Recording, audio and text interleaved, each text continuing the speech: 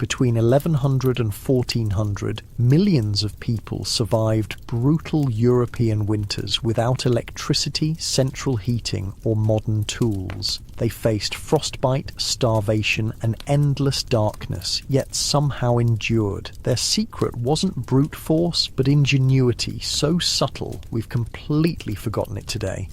Here's what medieval survival actually looked like, and why it might save your life when modern systems fail. Okay, so if you're here a lot, you know I ask for likes and subscribes, but seriously, where are you guys? Comment your location and time. Sometimes I see someone from California listening at 3 p.m. and I'm like, are you napping? We're heading to medieval Europe in a minute. First, though, get comfortable. Seriously, take a second. Adjust whatever needs adjusting. You're not going to want to move once we start. The cold hits first. Your eyes snap open to darkness and that bone-deep chill that tells you the fire died hours ago. Frost glitters on the inside of your wooden shutters. Your breath hangs visible in the air above you, not like your heated bedroom right now. No thermostat to bump up a few degrees, no electric blanket to switch on.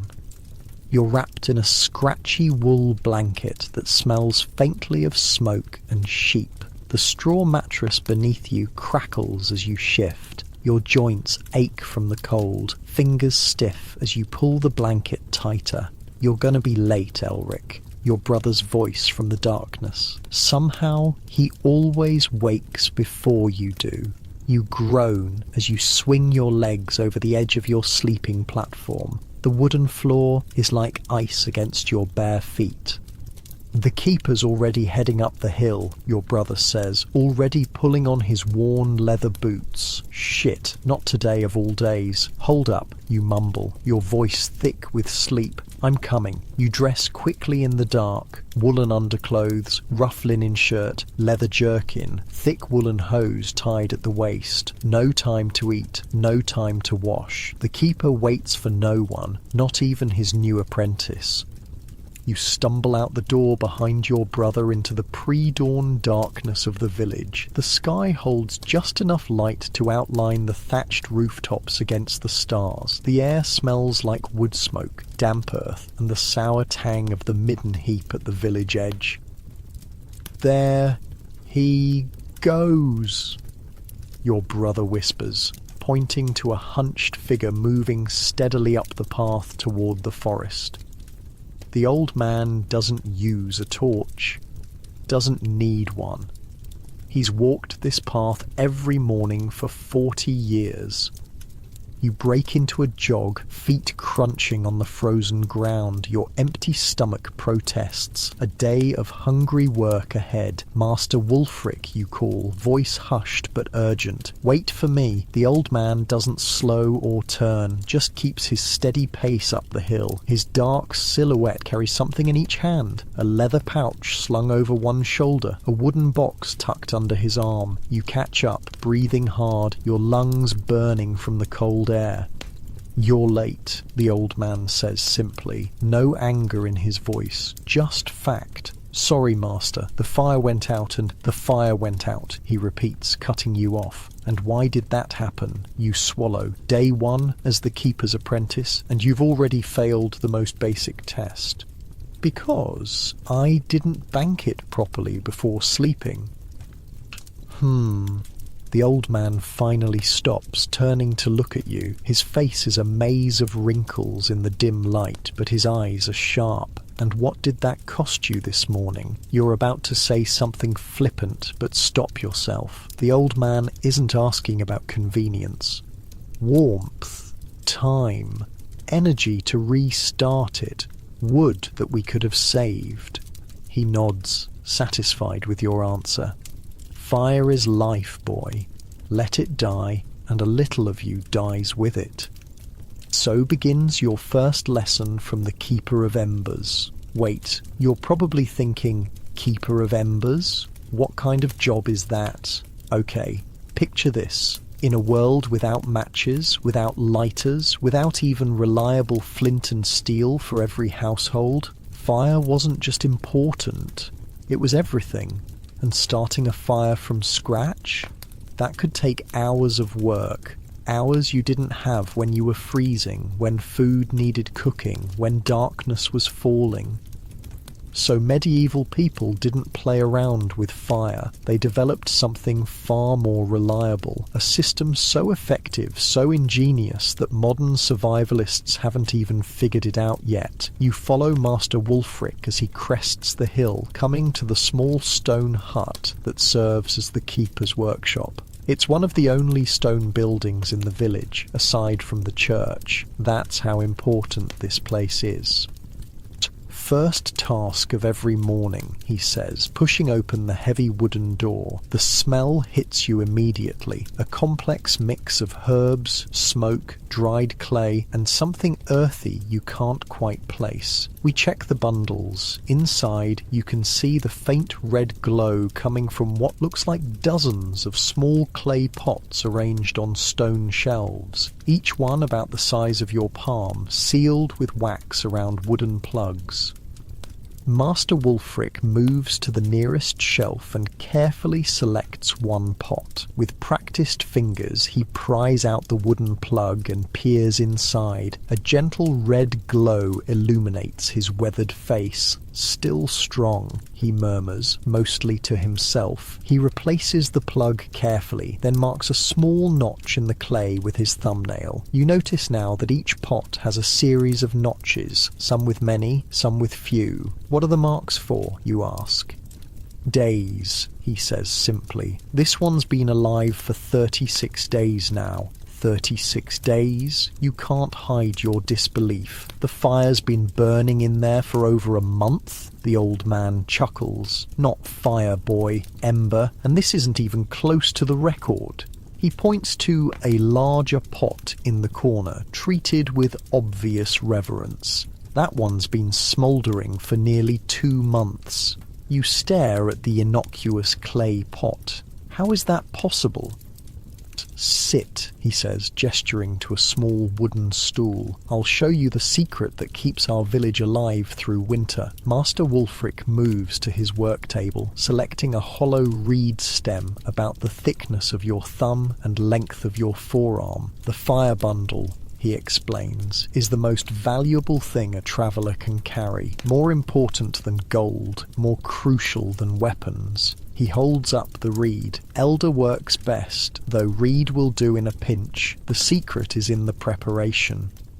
You watch as he takes a small ember from one of his pots using a metal tool. The ember glows bright orange in the dim room. First, you need perfect embers, not too hot, not too cool. He carefully places the ember inside the hollow reed. Then, you seal both ends. Clay, wax, mud, in an emergency. Leave just enough air holes to keep it alive. He demonstrates, sealing one end with clay, poking a tiny pinhole in it with a needle, then sealing the other end the same way. Too much air, it burns up in hours. Too little, it suffocates and dies. But get it just right. He holds up the finished bundle, and you have fire that travels with you for days, sometimes weeks. That's what's in all these pots, you ask, looking around the room with new understanding.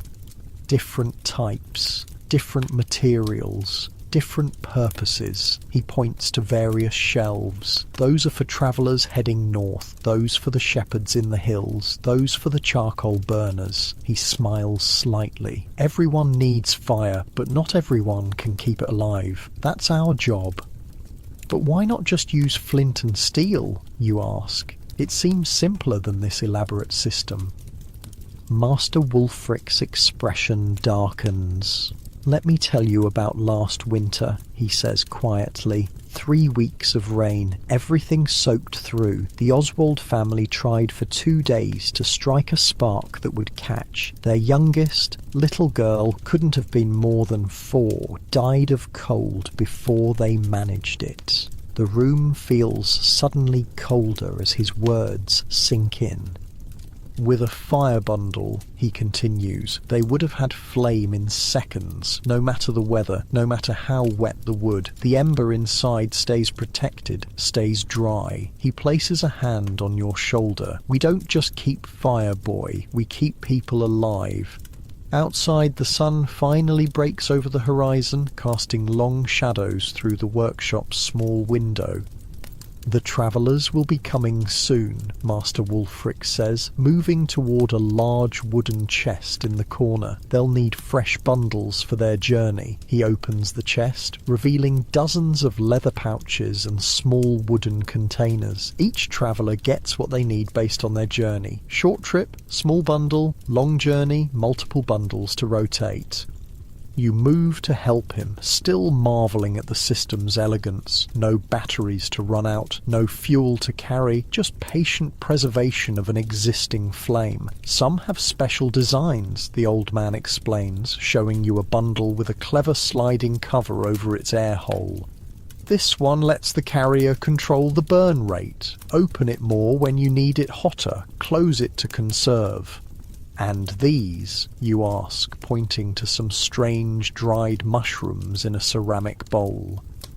Ah, Master Wulfric's face lights up. The real treasure, tinder fungus, found only on certain birch trees. These can smoulder for extraordinary periods. He picks one up reverently. The record in this village is one that kept an ember alive for over 2 months. As the morning progresses, you help Master Wulfric prepare bundles for the day's travellers. Each one carefully crafted, each ember selected for its quality, each container designed for its specific purpose. Villagers begin to arrive as the sun climbs higher, a merchant heading to the next town, a shepherd taking his flock to higher pastures, a family travelling to visit relatives. The merchant approaches first, a heavy-set man with a face reddened by wind and sun. "Ah, Wulfric, I'll need 3 for the journey to Eastwick," he says, already reaching for his coin purse. 3? Master Wulfric raises an eyebrow. "It's only 2 days' journey, Edwin." The merchant shifts uncomfortably. The road's been wet, and after what happened to the Miller family, he doesn't finish the sentence. He doesn't need to. 3 it is. Master Wulfric nods, selecting appropriate bundles. 1 for your cart, 1 for your night fire, 1 for emergency. Rotate them, as I showed you. The merchant hands over several coins, more than you'd expect for something as simple as fire. "Your new apprentice?" the merchant asks, nodding toward you. "Started today," Master Wulfric says, "still learning the value of what we do." The merchant fixes you with a serious stare. "Last winter, I was caught in a snowstorm near Westbrook. Horse went lame, night falling, temperature dropping. Without my fire bundle, you'd be looking at a frozen corpse right now instead of my ugly face." He pats the leather pouch Master Wulfric hands him. "Worth more than gold, these are."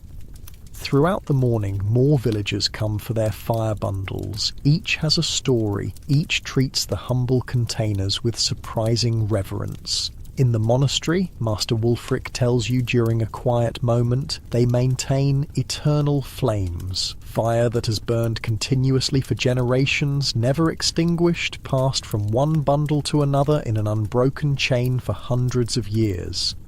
You're struck by the thought, the same flame burning for centuries, ancestral fire linking past to present. Tonight, Master Wulfric says, as the day draws to a close, you'll learn to prepare the perfect ember, not too hot, not too cool, the soul of the bundle. As you help close up the workshop, you realise something has fundamentally shifted in how you see the world. Fire isn't just something that exists when needed and disappears when not. It's a living resource, a companion that must be nurtured, protected, respected. One last thing before you go, Master Wulfric says, reaching into his personal pouch. He pulls out a small wooden container, beautifully carved with symbols you don't recognise. He hands it to you.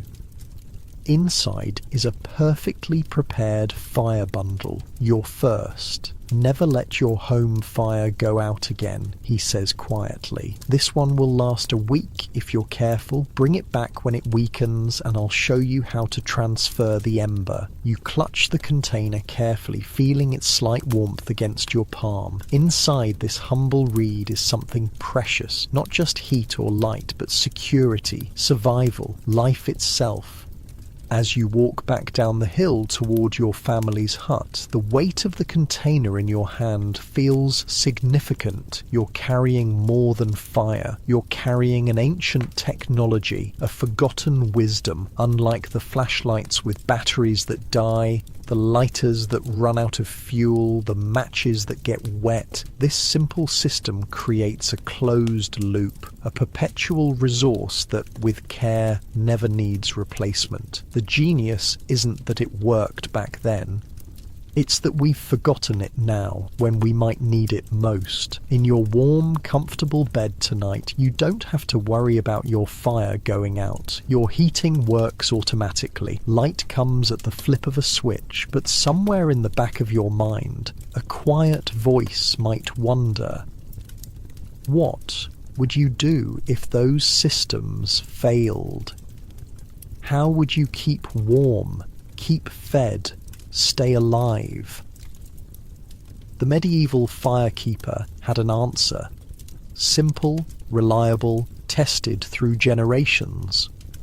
Sometimes the oldest solutions are still the best ones. Your family's hut comes into view. Tonight, thanks to your new knowledge, the fire won't go out. Tomorrow, there will be warm embers waiting to greet the dawn. And as the weeks pass, you'll learn there are more forgotten systems, equally ingenious, equally forgotten, that kept medieval people alive through challenges we can barely imagine. The fire bundle was just the beginning.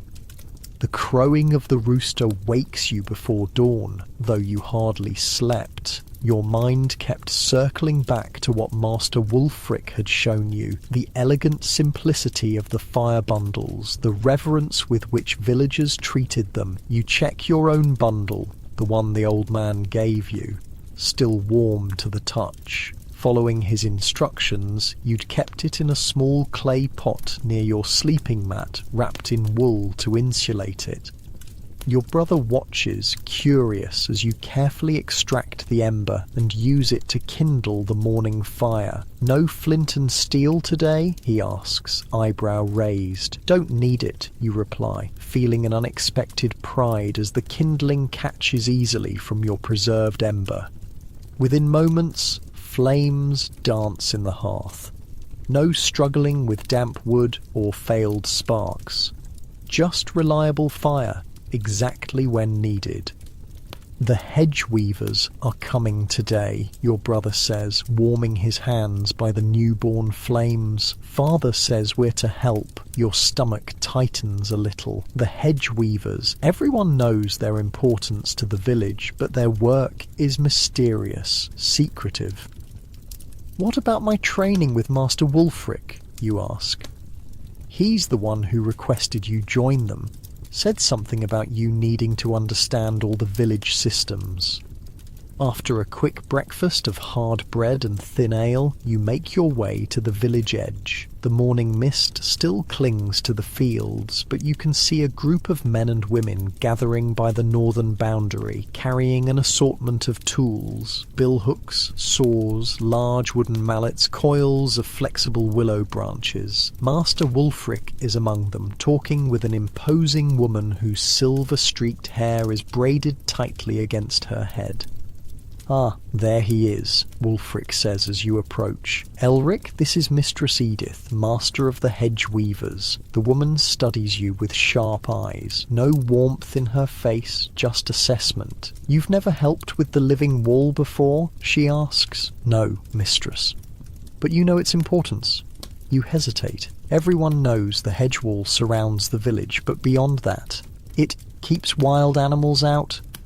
A ripple of laughter moves through the gathered workers. Mistress Edith doesn't smile. It does a great deal more than that, boy. Come, today you learn what truly protects this village, and it's not the Lord's men or their steel. The group moves toward the northern edge of the village, where the massive hedgerow stands like a green fortress wall. You've seen it your entire life, of course, but never really looked at it. Now, approaching with purpose, you're struck by its size and density. Easily 15 feet high in places, so thick you can't see through it. This section needs maintenance, Mistress Edith explains, pointing to an area where the growth seems particularly wild. It was last laid 4 years ago. All laid, you ask? She hands you a pair of thick leather gloves. Watch first, then you'll help. 2 men approach a young tree growing within the hedgerow, a hawthorn with a trunk about as thick as your wrist. Using a billhook, one man makes a deep cut into the trunk, about 2 feet from the ground. Not enough to fell the tree, but enough to weaken it. The cut must be precise, Mistress Edith explains. Too deep, and the tree dies. Too shallow, and it won't bend properly. With the cut made, both men grasp the trunk and slowly, carefully bend it horizontal, parallel to the ground. You expect it to snap, but the partial cut allows it to bend without breaking completely. This is hedge laying, she continues. We partially cut the living trees and bend them horizontally. As they heal, they'll grow both upward and outward, creating a living wall that can't be easily cut or burned. You watch in fascination as the men secure the bent tree using wooden stakes. The hawthorn now forms a living barrier about waist high. Your turn, Mistress Edith says, pointing to another young tree. Under her watchful eye, you make your cut, too shallow at first, and she has you deepen it slightly. The sensation of bending the living tree is strange. There's resistance, a tension that feels like the tree is fighting back, until suddenly it gives way and lays horizontal. Good, she nods. Now you understand the basic technique, but this is just the beginning of what the living wall does for us. Throughout the morning, you work alongside the hedge weavers. It's harder labour than you expected, and your hands blister despite the gloves. But slowly, you begin to see the genius of the system. Notice what we plant where, Mistress Edith says during a brief rest. She points to different sections of the hedge. Hawthorn and blackthorn provide the structure, with their thorns creating an impenetrable barrier. She's right, the thorns on these trees are vicious, some nearly 2 inches long and sharp as needles. But look closer. What else do you see woven among them? You peer into the dense growth and begin to notice what you'd overlooked before. Apple and pear trees, carefully grafted and woven into the structure. Wild plums, hazelnuts, berries of all kinds. The hedge feeds us, you realise aloud. Mistress Edith nods. A well-maintained hedge provides fruit from spring through autumn. During the famine 3 years ago, these berries kept children from starving. One of the older workers, a man with a heavily lined face, chimes in. My grandfather said in the great hunger of his youth, half the village survived on hedge fruit when the crops failed. And look here, Mistress Edith guides you to another section. Elder, willow, yarrow, comfrey, all with medicinal properties. So it's a living pharmacy too, you say, beginning to understand. Indeed. The same barrier that keeps wolves and raiders out also provides medicine, food, and materials. As the day progresses, you learn how different sections of the hedge serve different purposes. Near the livestock pens, the hedge is particularly dense to prevent predators from reaching the animals. Near the village's main path, there's a carefully disguised opening, a hedge port, they call it, that can be quickly sealed in times of danger. Only villagers know about this entrance, Mistress Edith explains. If raiders come, they'll waste time searching for a way through while we seal this passage. You help as they demonstrate how bundles of blackthorn can be quickly positioned to close the gap, creating a barrier so thorny that no one would dare push through it. The lords in their stone keeps think walls must be dead to be strong, one of the older women says with a snort. Dead stone, dead wood. Our wall grows stronger every year instead of weaker. Some of these hedgerows are older than the villages they protect, another adds. There's a section on the east side that stood for over 200 years, outlived the original village entirely. During the midday meal, bread, cheese and apples harvested directly from the hedge, Mistress Edith explains the yearly cycle of hedge maintenance. We always work in winter, when the sap is down, she says. Cut and weave at the wrong time and you'll kill the living wall. Each section gets maintained every 4 to 6 years, depending on growth. How long does it take to establish a new section, you ask?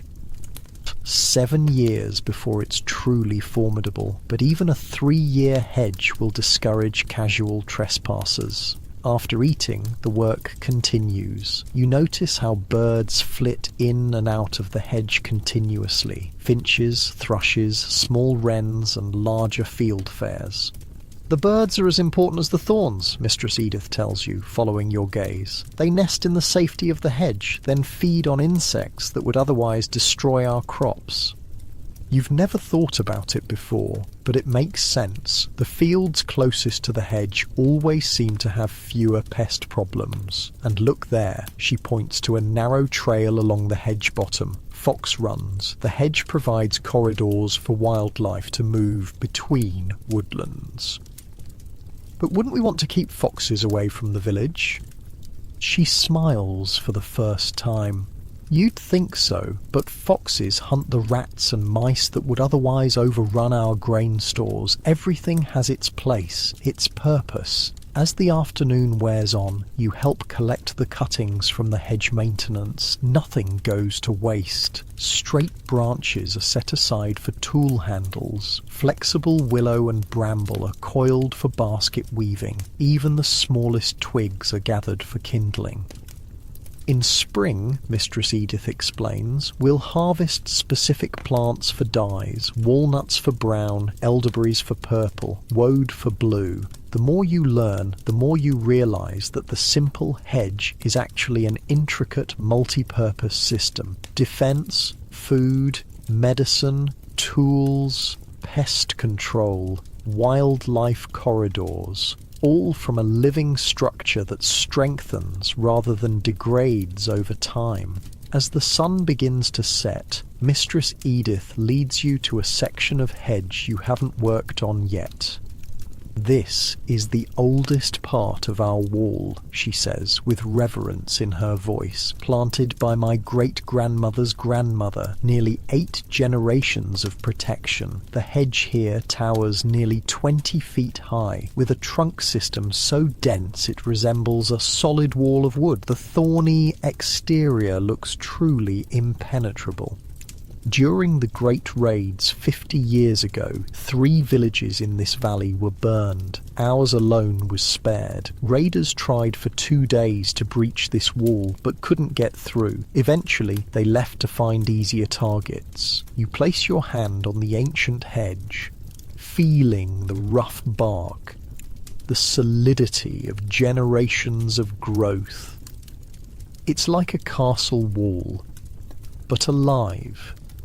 Better than a castle wall, she corrects. This repairs itself, grows stronger with time, not weaker, and no lord can tax us for its maintenance. That's when you notice something unusual. Symbols carved into some of the older trees within the hedge, intricate patterns that clearly have meaning.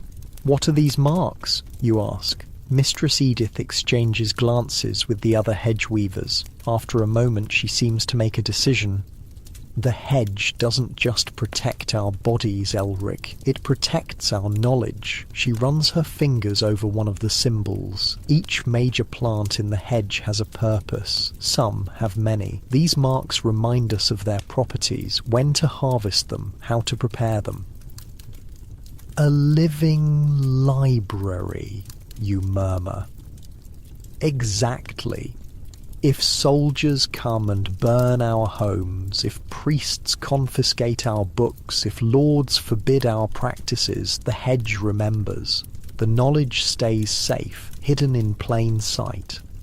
As twilight deepens, Master Wulfric rejoins your group, having spent the day working on another section of hedge. "Did you learn something today, apprentice?" he asks. "More than I expected," you admit. "I've lived with this hedge my entire life and never understood what it truly was." He nods, satisfied. The best protections are often the ones no one recognizes as protections. Remember that. Before you leave, Mistress Edith hands you a small bundle of hedge cuttings.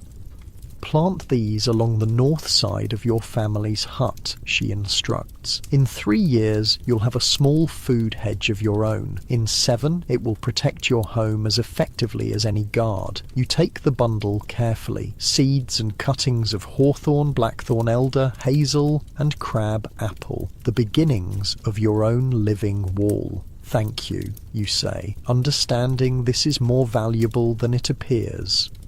"One more thing before you go," she says, her voice lowering. "The great storm last autumn damaged the eastern section badly. We'll need to replant. Meet us there tomorrow at dawn. Bring a spade if you have one." You nod, honoured to be included in such important work. Walking home in the gathering darkness, your mind whirls with all you've learned. 2 days of apprenticeship have already revealed 2 interconnected survival systems your village relies on: fire preservation and living fortifications, and yet neither would impress a modern observer. No complex machinery, no rare materials, just generations of accumulated wisdom working with nature instead of against it.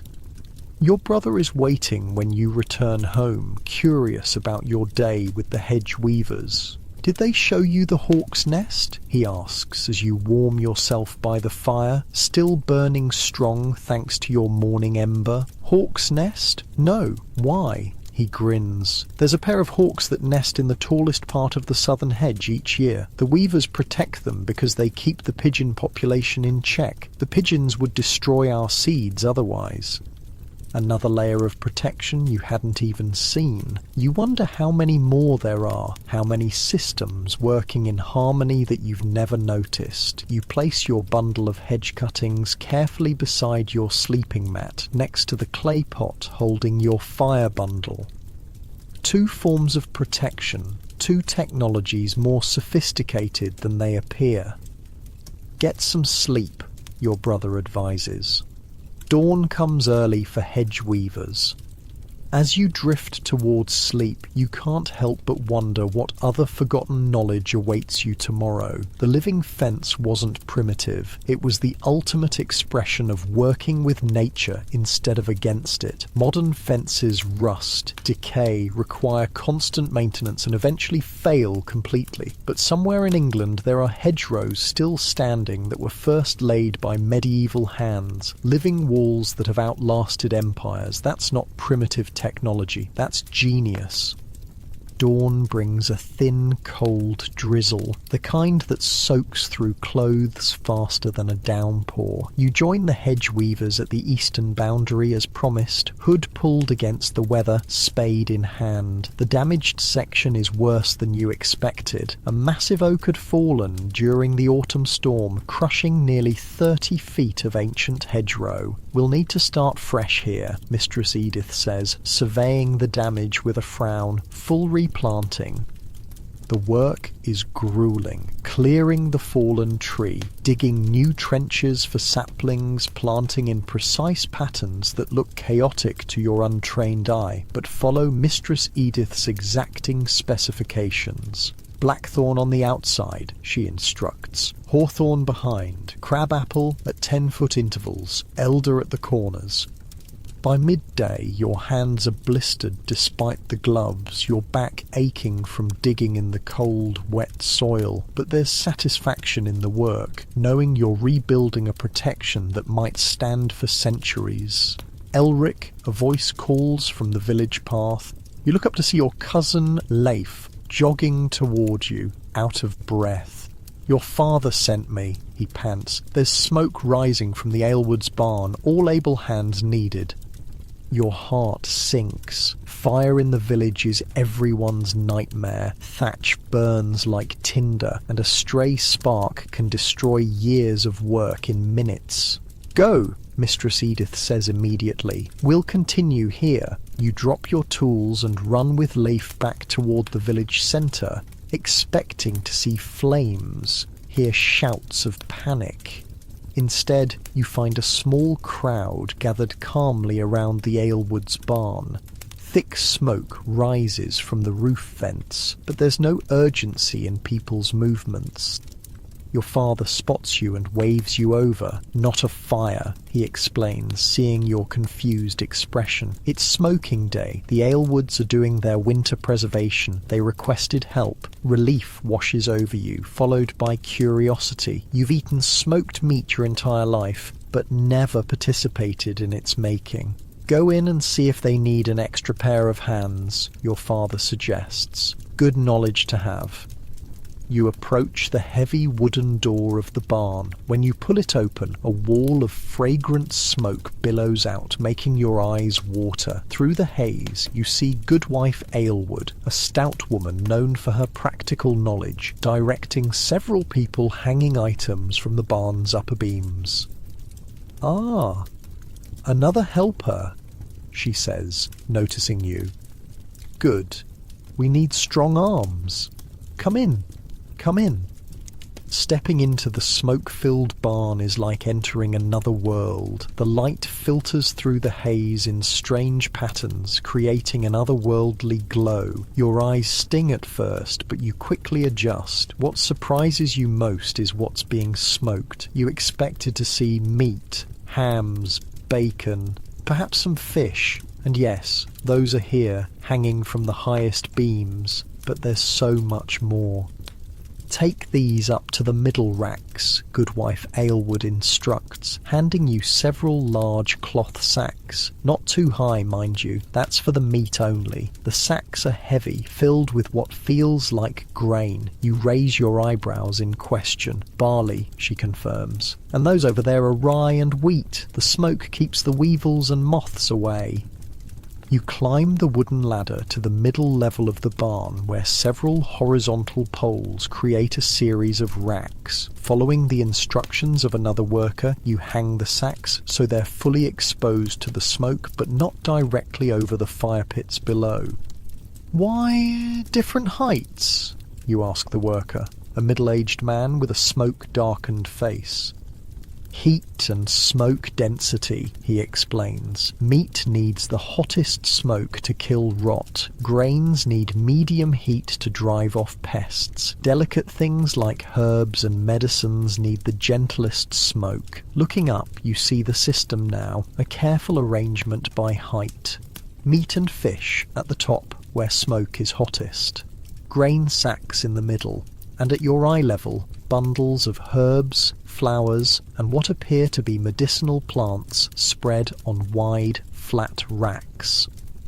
"Is this all from one family?" you ask, surprised by the quantity. The man laughs. No, the whole village uses the Aylwood smoke barn. They have the best setup, and Goodwife Aylwood knows the smoke better than anyone. Each family brings their goods on their assigned day. Back on the ground floor, you report to Goodwife Aylwood for more instructions. "What's burning?" you ask, noticing multiple fire pits with different coloured smoke rising from each. She gives you an appraising look. "You've an interest in the smoke craft." "I'm learning the village systems," you explain. "Master Wulfric's apprentice." Her expression changes to one of respect. "Ah, the new keeper in training. Well then, you should understand what we're doing here." She gestures to the different fire pits. Each wood creates different smoke with different properties. She points to the pit with the whitest smoke. Apple wood there, sweet smoke, good for pork and fowl, gives a golden colour. She moves to the next.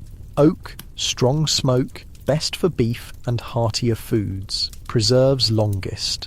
And finally to a pit with bluish smoke. Juniper and pine creates a barrier that insects won't cross. We use it mainly for grains and textiles. I didn't know different woods made different smoke, you admit. Or most don't, she says, with a hint of pride. They throw any wood on the fire and hope for the best, but there's knowledge in smoke, old knowledge. For the next hour, you help carry items to their proper locations in the smoke hierarchy. It's exhausting work in the thick air, but fascinating. You see things you never expected to be smoked. Bundles of linen cloth, coils of rope, leather hides, even wooden tools. The rope and nets need smoke treatment before the fishing season, Goodwife Aylward explains when she catches you looking curiously at a pile of fishing nets. Makes them last twice as long in water. And the cloth, you ask, nodding toward bundles of linen. Smoke makes it resist water and moths. Not as well as proper oiling, but it helps, especially for work clothes. You're helping hang a rack of leather hides when a fit of coughing overcomes you. The smoke has finally penetrated your lungs enough to irritate them. Go outside and catch your breath, Goodwife Aylward instructs. First-timers always need breaks. Grateful, you step outside into the cool air. Your clothes reek of smoke, and you can taste it on your tongue, but the fresh air is a relief. Several others are also taking breaks, sitting on logs near the barn entrance. An older man with a beard streaked with grey makes room for you. First smoke day, he asks. You nod, still catching your breath. I remember my first, he says with a chuckle. Thought my lungs would never recover. You'll get used to it. So much more than just meat, you observe. That's what the Southerners don't understand, the man says. They smoke only for flavour. We smoke for survival. He gestures toward the barn. A properly smoked grain sack will stay free of pests for years, not months. Smoked herbs keep their potency through the harshest winters. Some medicines actually become stronger after smoke exposure. How so, you ask, intrigued. Take willow bark, he says. Good for pain and fever, as you likely know, but smoke it with alderwood and its potency doubles. The old herbalist, before Mistress Agnes, discovered that by accident during a smoke day like this. Your break ends too quickly, and you return to the smoke-filled barn. This time, Goodwife Aylward leads you to a small side room off the main smoking area. Here, the air is clearer, though still pungent with smoke. An elderly woman sits at a table covered with small bundles of herbs and plants. This is Mistress Agnes, our herbalist, Goodwife Aylward introduces. She requested help with her medicines.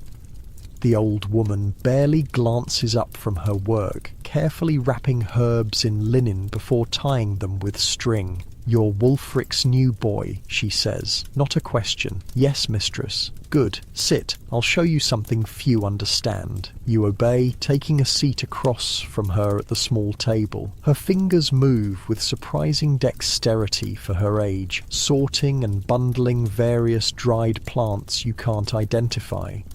Different herbs need different smoke, she explains without preamble. Some need the pine smoke to enhance their properties. Others need apple wood to maintain their gentleness. Others still need oak for longevity. She holds up a bundle of dark leaves. This is fever moss, useful for reducing heat in the body, but fresh, it's too strong, can cause visions, confusion.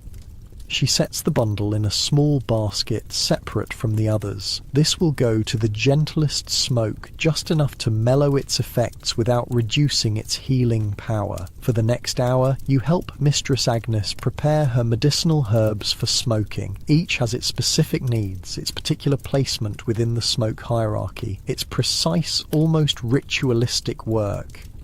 "The monks claim all healing comes from prayer," she says after a long silence, "but they still send for my smoked herbs when sickness comes to their doors." There's a hint of satisfaction in her voice. "Have you always been the village herbalist?" you ask. 30 years now." She nods. "Learned from my grandmother, who learned from hers." The smoke knowledge goes back further than anyone remembers. Before the stone church, before the Lord's manor.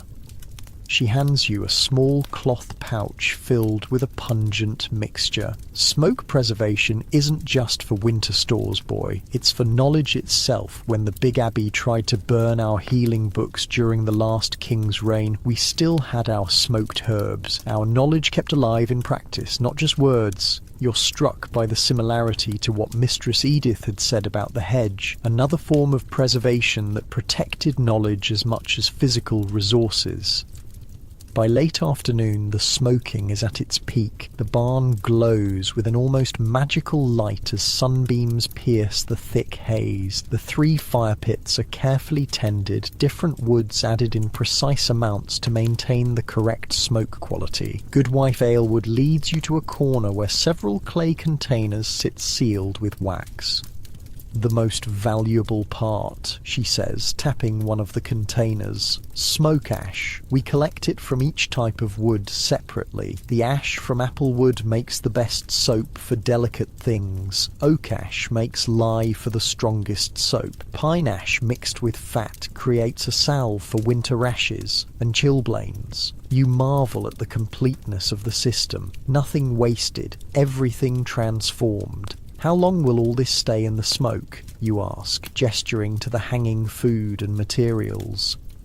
"Depends on what it is," she explains. "Herbs might need only a day or 2, grains a week. Meats can hang for nearly a month, depending on size and how long we need them to last." She points to an especially large ham hanging from the highest beam. "That one's for midwinter feast. It'll smoke for 3 weeks, then keep until winter's heart without spoiling."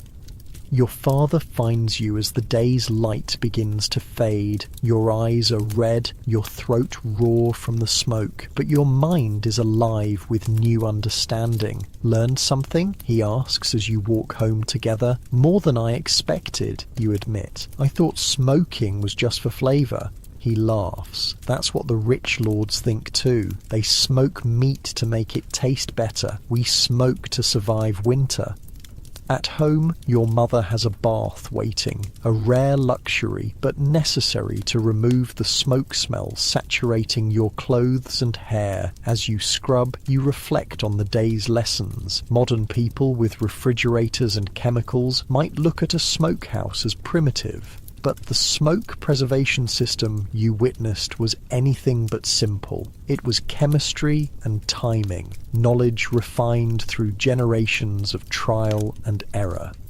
It was alchemy, turning the perishable into the permanent using nothing but carefully controlled smoke. After bathing, you join your family for the evening meal. Your mother has prepared a stew featuring smoked venison from last season, still perfectly preserved despite being nearly 5 months old. The Aylwards finished their big smoking today, you tell her between bites. Goodwife Aylward showed me the different woods they use. "Did she show you the smoke barrels for the beekeepers?" your mother asks. You shake your head, realizing there was yet another aspect you hadn't even seen. "They create special smoke from certain herbs," she explains. "The beekeepers use it to calm the bees during honey collection. But it has to be exactly the right mixture, or it harms the hive." Another layer of knowledge, another refined technique hidden within what appeared simple from the outside. That night, as you lay in bed, you notice something. Your smoky clothes hanging by the door to air out have attracted no moths. The smell that clings to them despite your bath is keeping insects at bay, exactly as Goodwife Aylward had explained. Protection and preservation, the common themes emerging from everything you're learning. Your fire bundle sits nearby, still safely preserving its ember. Tomorrow you'll need to return it to Master Wulfric to refresh it, just as he instructed. You wonder what new knowledge the old man will share next. 3 days into your apprenticeship, and already the world looks different. Systems and knowledge hidden in plain sight. Survival techniques refined over centuries. Not primitive technology, just different technology.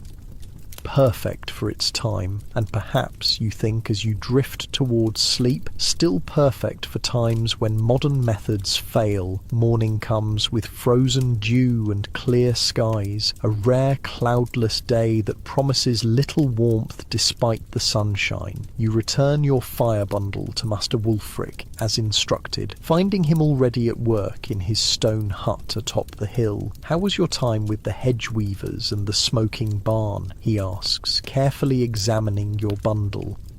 "Eye-opening," you admit. "I never realized how complex those systems were." He nods, satisfied with both your answer and the condition of your fire bundle. Most don't. The best survival methods don't announce themselves as such. He sets your bundle aside and selects a fresh reed.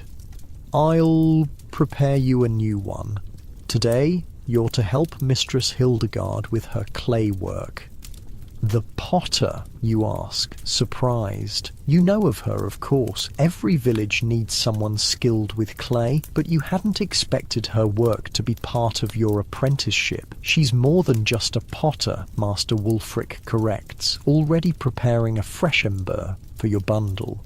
"She creates what some might call batteries." Batteries? The word is unfamiliar. "Vessels that store things," he explains. "Not just water or grain, but cold, heat, even preservation itself. Go to her workshop by the creek. Tell her I sent you to learn about the cooling emporas." Armed with a fresh fire bundle and curiosity, you make your way down the hill toward the far side of the village where Mistress Hildegard keeps her workshop. The building is distinctive, larger than most village huts, with a tall kiln chimney rising from its rear. Clay pots, jars, and vessels of all sizes surround it in various stages of completion. You find the mistress herself working a large mass of grey clay with strong, weathered hands. She's older than you expected, with grey streaked hair tied back in a practical knot, but her movements show no sign of age's weakness. "Master Wulfric sent me," you explain after introducing yourself, "to learn about cooling emporas." She studies you for a moment, then nods decisively. About time he sent someone. Knowledge doesn't preserve itself. She gestures to a wooden stool. "Sit, watch first, then help." For the next hour, you observe as she works the clay with practiced precision. Unlike regular pots with single walls, she crafts vessels with double walls, an inner and outer chamber separated by a small gap.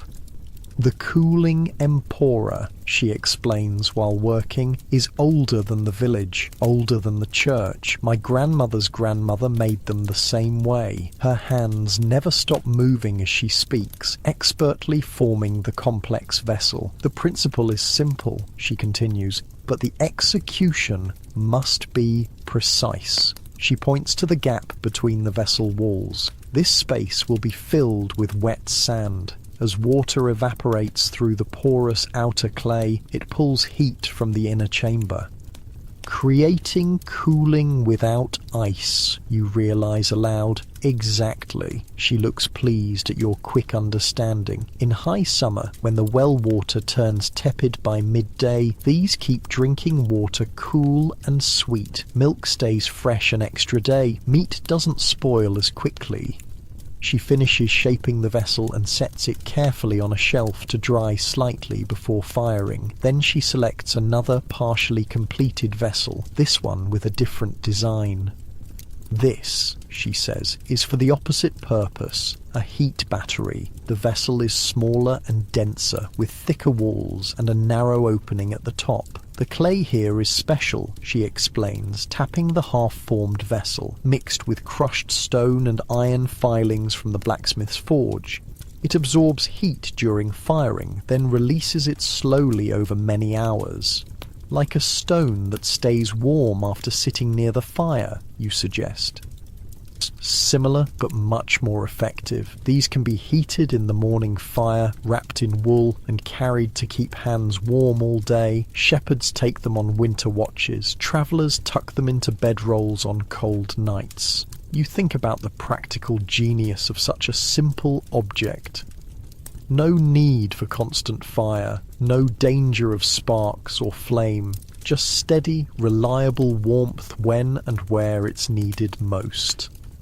But the most sophisticated, Mistress Hildegard continues, are the preservation chambers. She points to a row of sealed clay vessels on a high shelf. Each is marked with symbols you don't recognize. These create microclimates for storing seeds, certain medicines, even the starter for bread. She selects one and hands it to you. It's heavier than it looks, sealed with wax around its lid. This one preserves parsnip seeds, she explains. Normally they lose their vigour after a year, but properly sealed in a chamber like this, with the right mixture of ash and dried herbs inside, they'll remain viable for 5 years or more. You turn the vessel in your hands, noting the careful craftsmanship. How is this different from just a sealed jar? Everything is in the details, she says, taking it back from you. The porosity of the clay, it must breathe just enough, but not too much. The mixture inside creates the perfect environment for those specific seeds. Too dry, they die. Too damp, they rot or sprout prematurely. She replaces the vessel on its shelf and gestures for you to follow her outside. Behind her workshop stands a structure you hadn't noticed before, a small, partially underground room built into the hillside. The thick door bears the same symbols you saw on the preservation vessels. The seed bank, she explains, unlocking the heavy door with a key she wears around her neck. Every village should have one, though few do anymore. Inside, the temperature drops noticeably. The walls are lined with shelves holding hundreds of clay vessels, each carefully labelled. The air smells of earth and herbs and something undefinable, the scent of dormant life, perhaps. Seeds from every crop we grow, Mistress Hildegard says, with quiet pride. Some dating back 20 years or more. If disease takes our wheat, if floods wash away our planting, if war comes and fields burn, we have what we need to start again.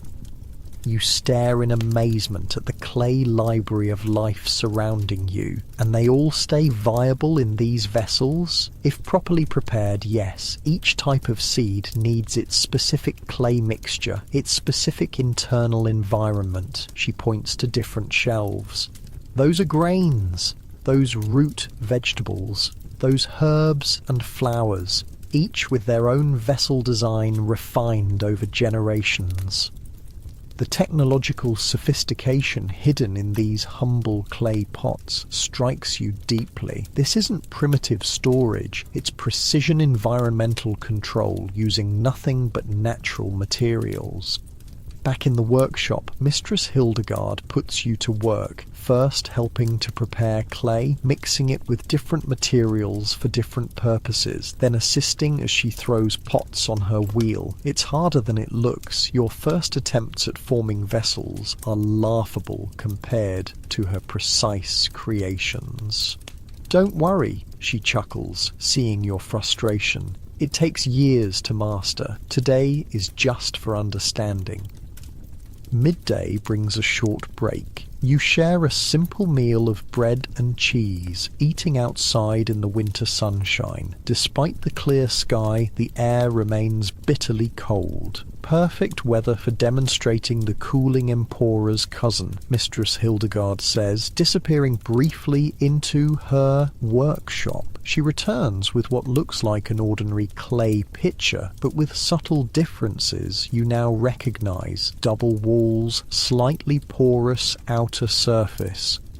The warming pitcher, she explains, pouring water from a kettle into the vessel, keeps drinks hot for hours without a fire nearby. She seals it with a cork stopper and hands it to you. Hold it. The pitcher is warm to the touch, but not hot despite the steaming water inside.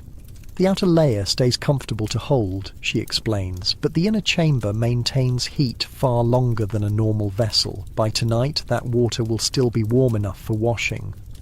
How many different vessels do you make? You ask, marvelling at the ingenuity. Dozens of designs, each with a specific purpose. She gestures around the yard at the various pots and jars in different stages of completion. Cold storage, heat retention, seed preservation, fermentation control, even moisture regulation for certain crafts.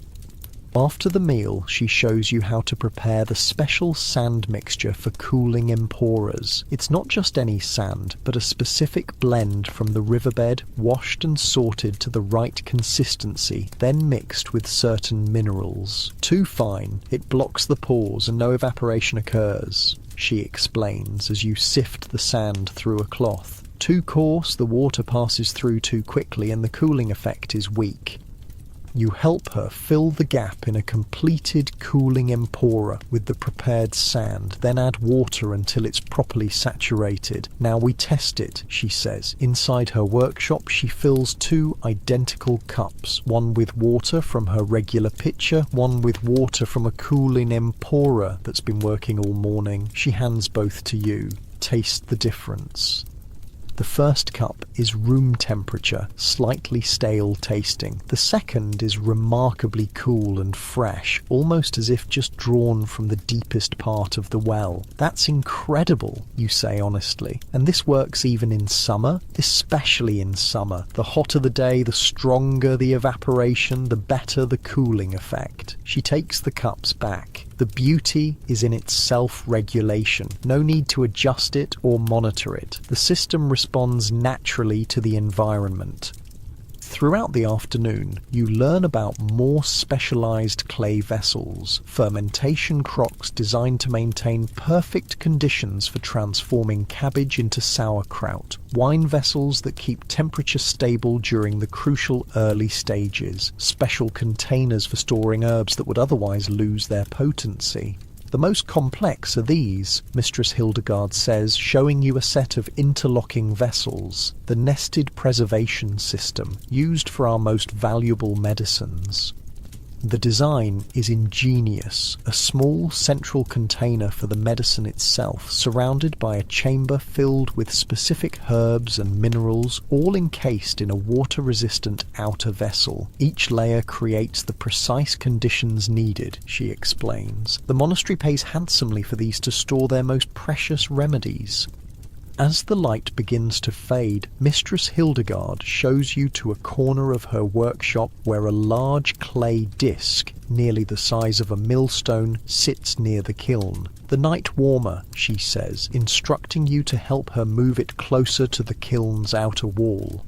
We'll heat it now, while the kiln still burns hot from today's firing.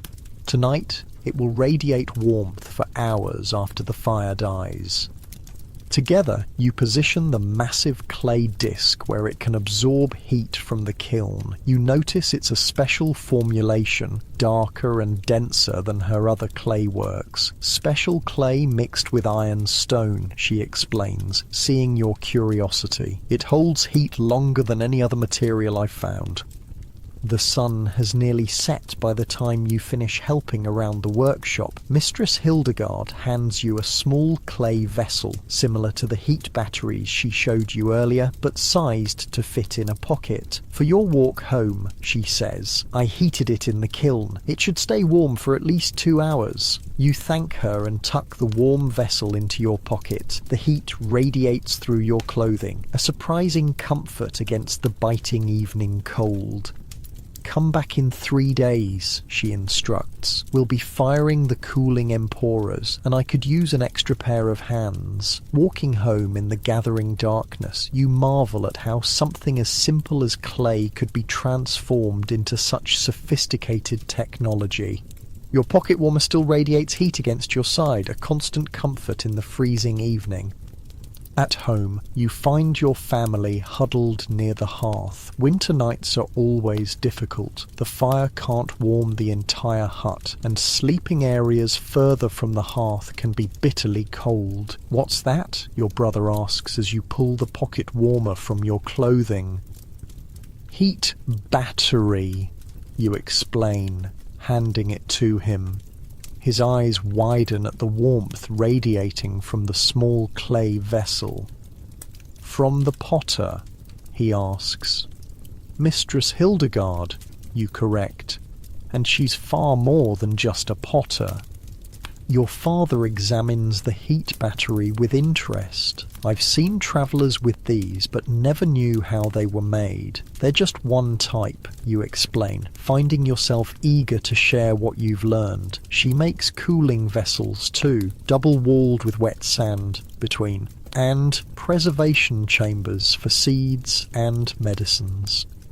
As you describe the various clay technologies, you realise how many of them you've seen around the village without recognising their significance. The water pitcher that keeps the miller's drinking water cool even on harvest days. The vessels the herbalist uses for her most valuable medicines. The warming stones the baker tucks into bread deliveries on cold mornings. Hidden technology hiding in plain sight.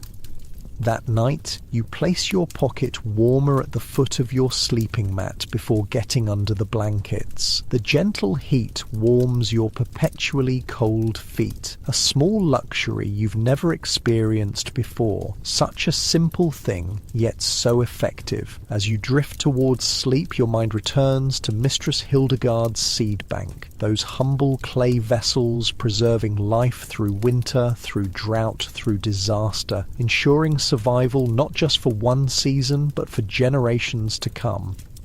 Modern storage depends on plastic, on refrigeration, on technology that inevitably fails. But these clay technologies, they could work forever, created from the earth itself, not primitive at all, just perfectly adapted for their purpose. Morning arrives with the soft patter of rain against the thatch. The gentle sound would normally lull you back to sleep, but today there's urgency in the household. Your father's boots have sprung a leak, a disaster in winter when dry feet can mean the difference between health and sickness.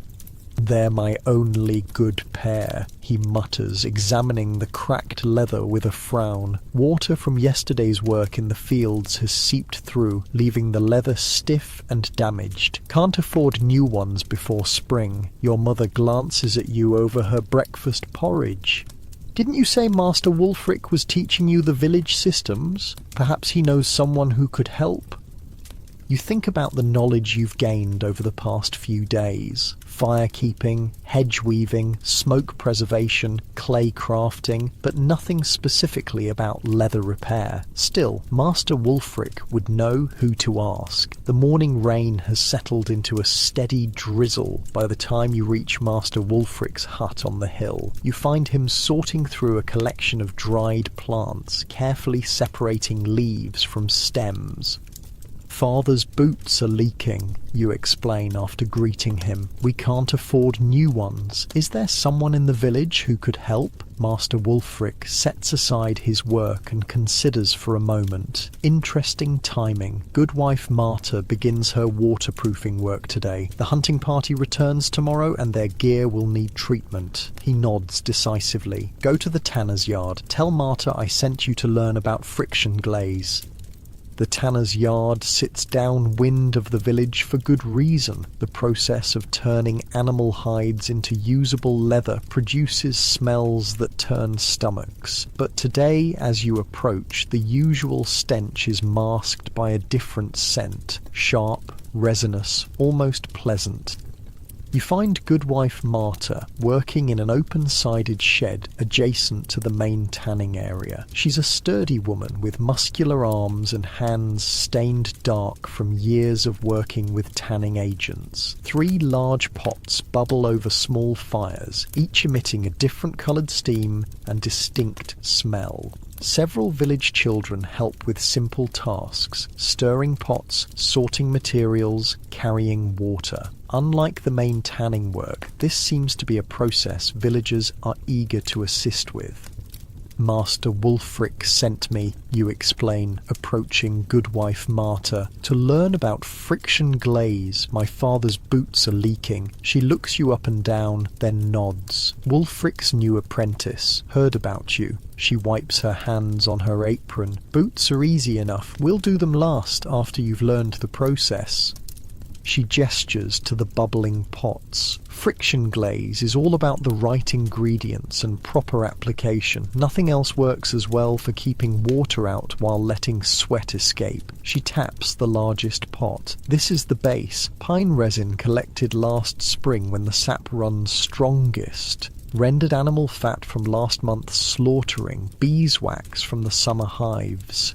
The mixture in the pot has a golden amber colour and gives off a rich woody scent.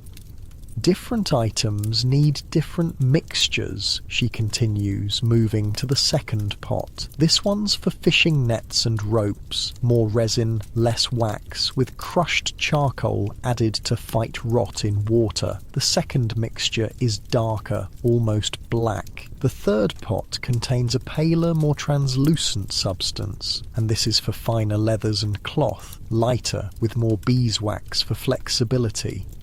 A village man approaches with a heavy woolen cloak draped over his arm. For the hunting trip tomorrow, he explains, handing it to Goodwife Marta. Needs fresh treatment. Perfect timing, she tells you. You can learn on Oswald's cloak. She turns to the man. Come back before sundown. It should be ready by then. After he leaves, Goodwife Marta spreads the cloak on a large wooden table. Though clean, the wool shows signs of wear, with thin spots at the shoulders and elbows. First, we check for repairs needed, she explains, carefully examining the garment. Finding a small tear near the hem, she quickly stitches it with waxed thread. Always repair before waterproofing, otherwise the water finds the weakness. With the cloak prepared, she moves to the first pot and uses a wooden paddle to scoop some of the amber mixture into a shallow bowl. It has cooled enough to form a thick paste. "For now," she says, scooping a generous dollop onto her palm. "The secret isn't just the mixture, it's the application." She hands you a smaller amount. Rub it between your palms until you feel the heat build. You follow her instructions, working the waxy substance between your hands. Initially stiff and resistant, it gradually softens as the friction warms it. "Feel that?" she asks. The heat is essential. It opens the fibres, allows the mixture to penetrate rather than just coat the surface. Once the paste has warmed sufficiently, she begins applying it to the cloak with vigorous circular motions. The pressure of her hands is substantial. This isn't gentle treatment, but forceful working of the material. Many people make the mistake of just smearing it on top, she explains, her strong arms never ceasing their motion. That creates a coating that cracks and peels, useless after a few rains. The mixture must become part of the material itself.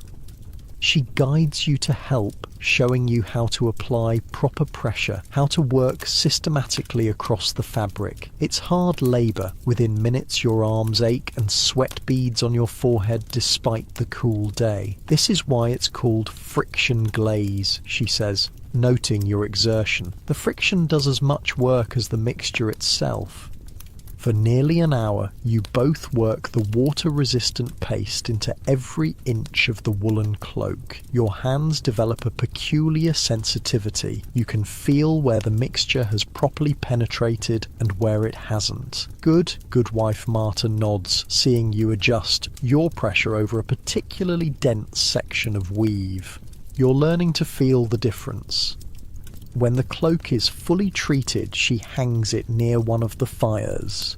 Now it needs to set, not too close to the flame, just enough warmth to help it cure properly. "How long will the waterproofing last?" you ask, flexing your tired fingers. "If done properly, a full season of hard use, more with occasional reapplication to worn spots." She examines your hands. You've got good strength for the work, important for proper penetration.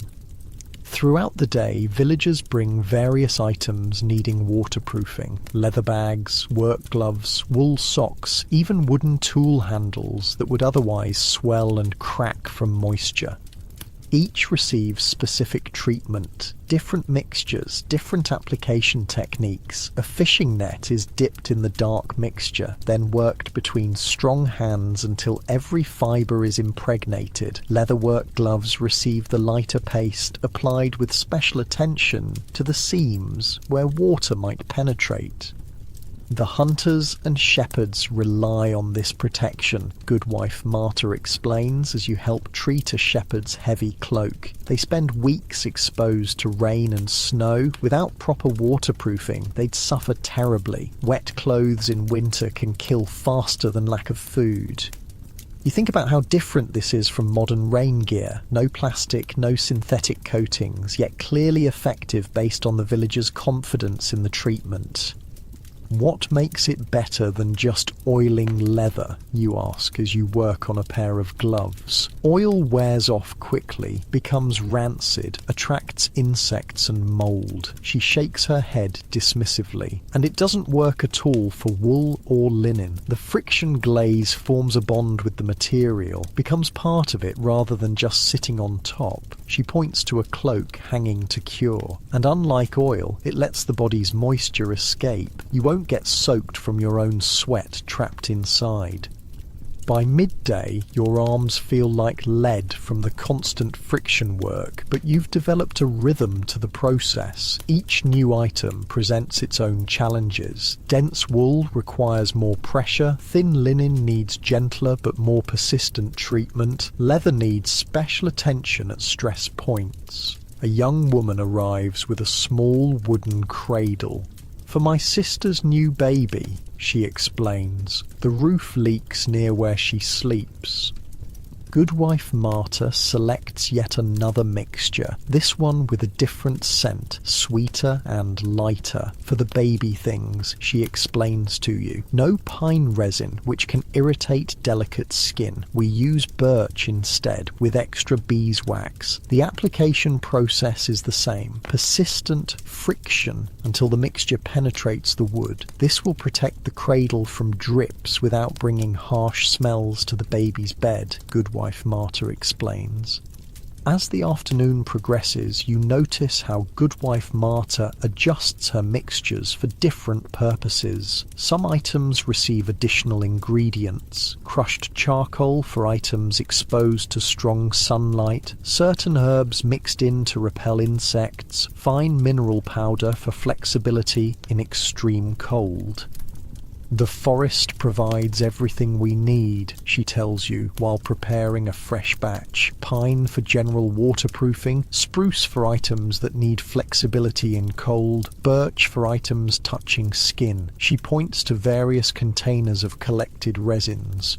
Each has its properties, its purpose.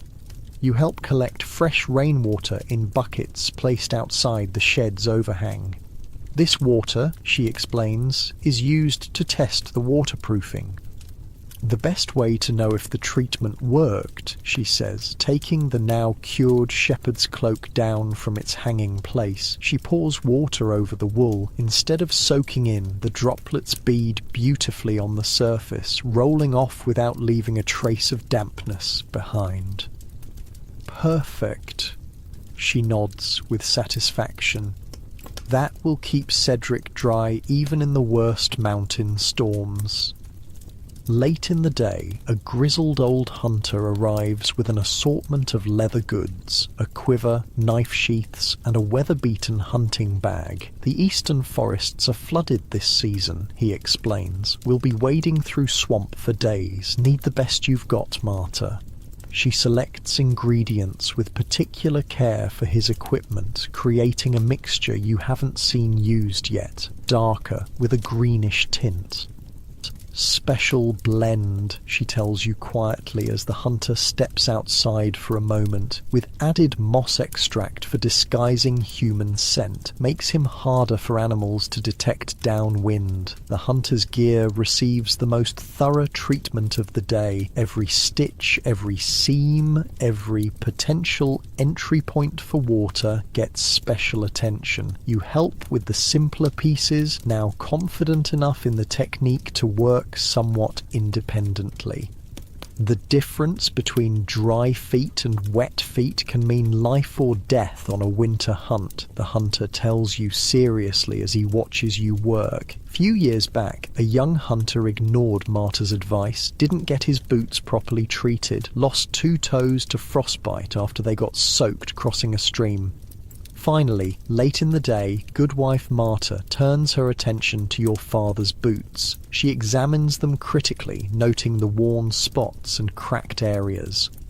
"These needed treatment months ago," she scolds mildly, "but we can still save them." She selects ingredients carefully, creating a custom mixture for the damaged leather. First, she has you clean the boots thoroughly with a damp cloth, removing all dirt and old, flaking waterproofing.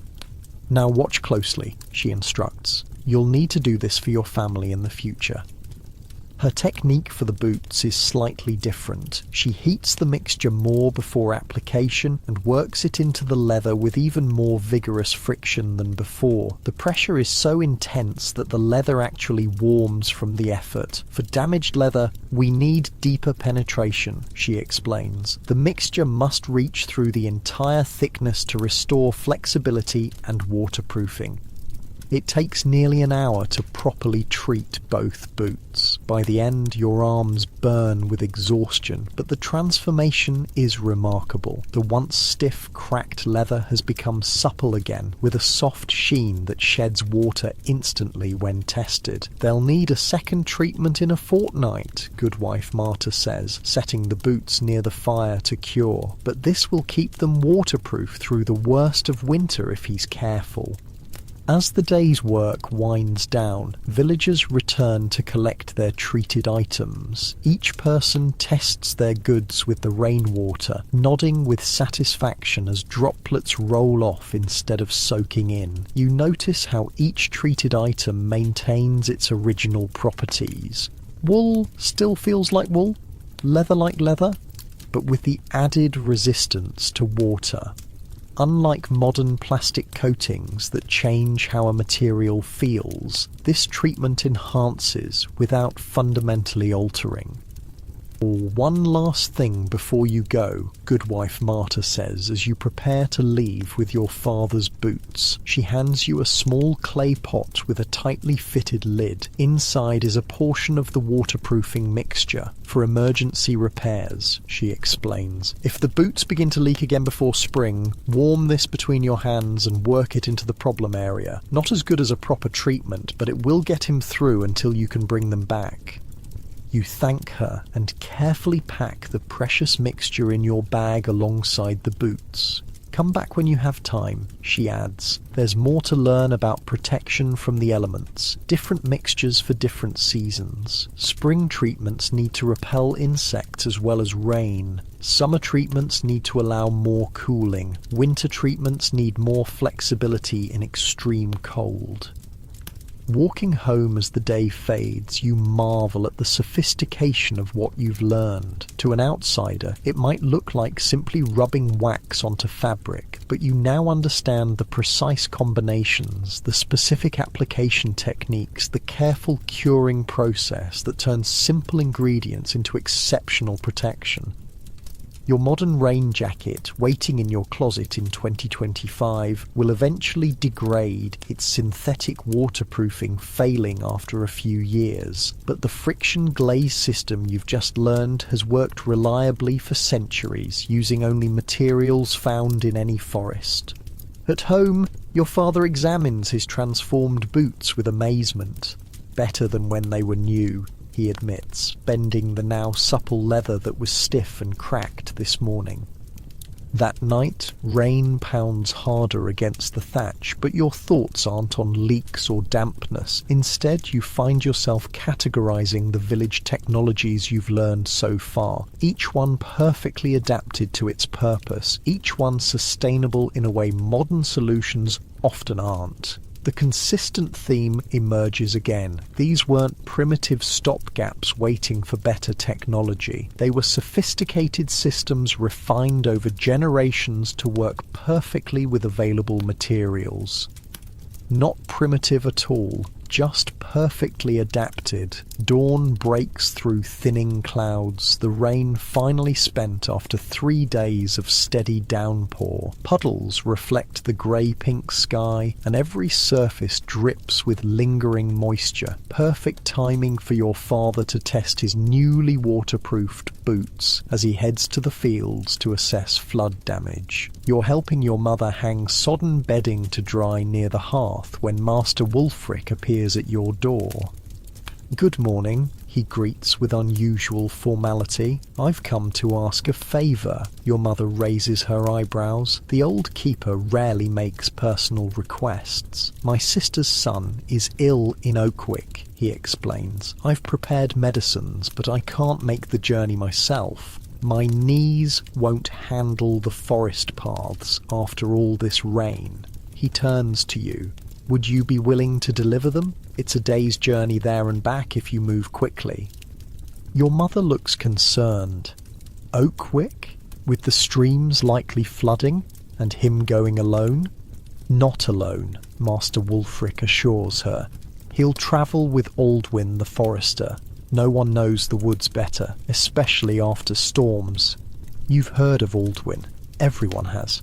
A solitary figure who spends more time in the forest than the village. Some call him strange, but all respect his unmatched knowledge of the wilderness.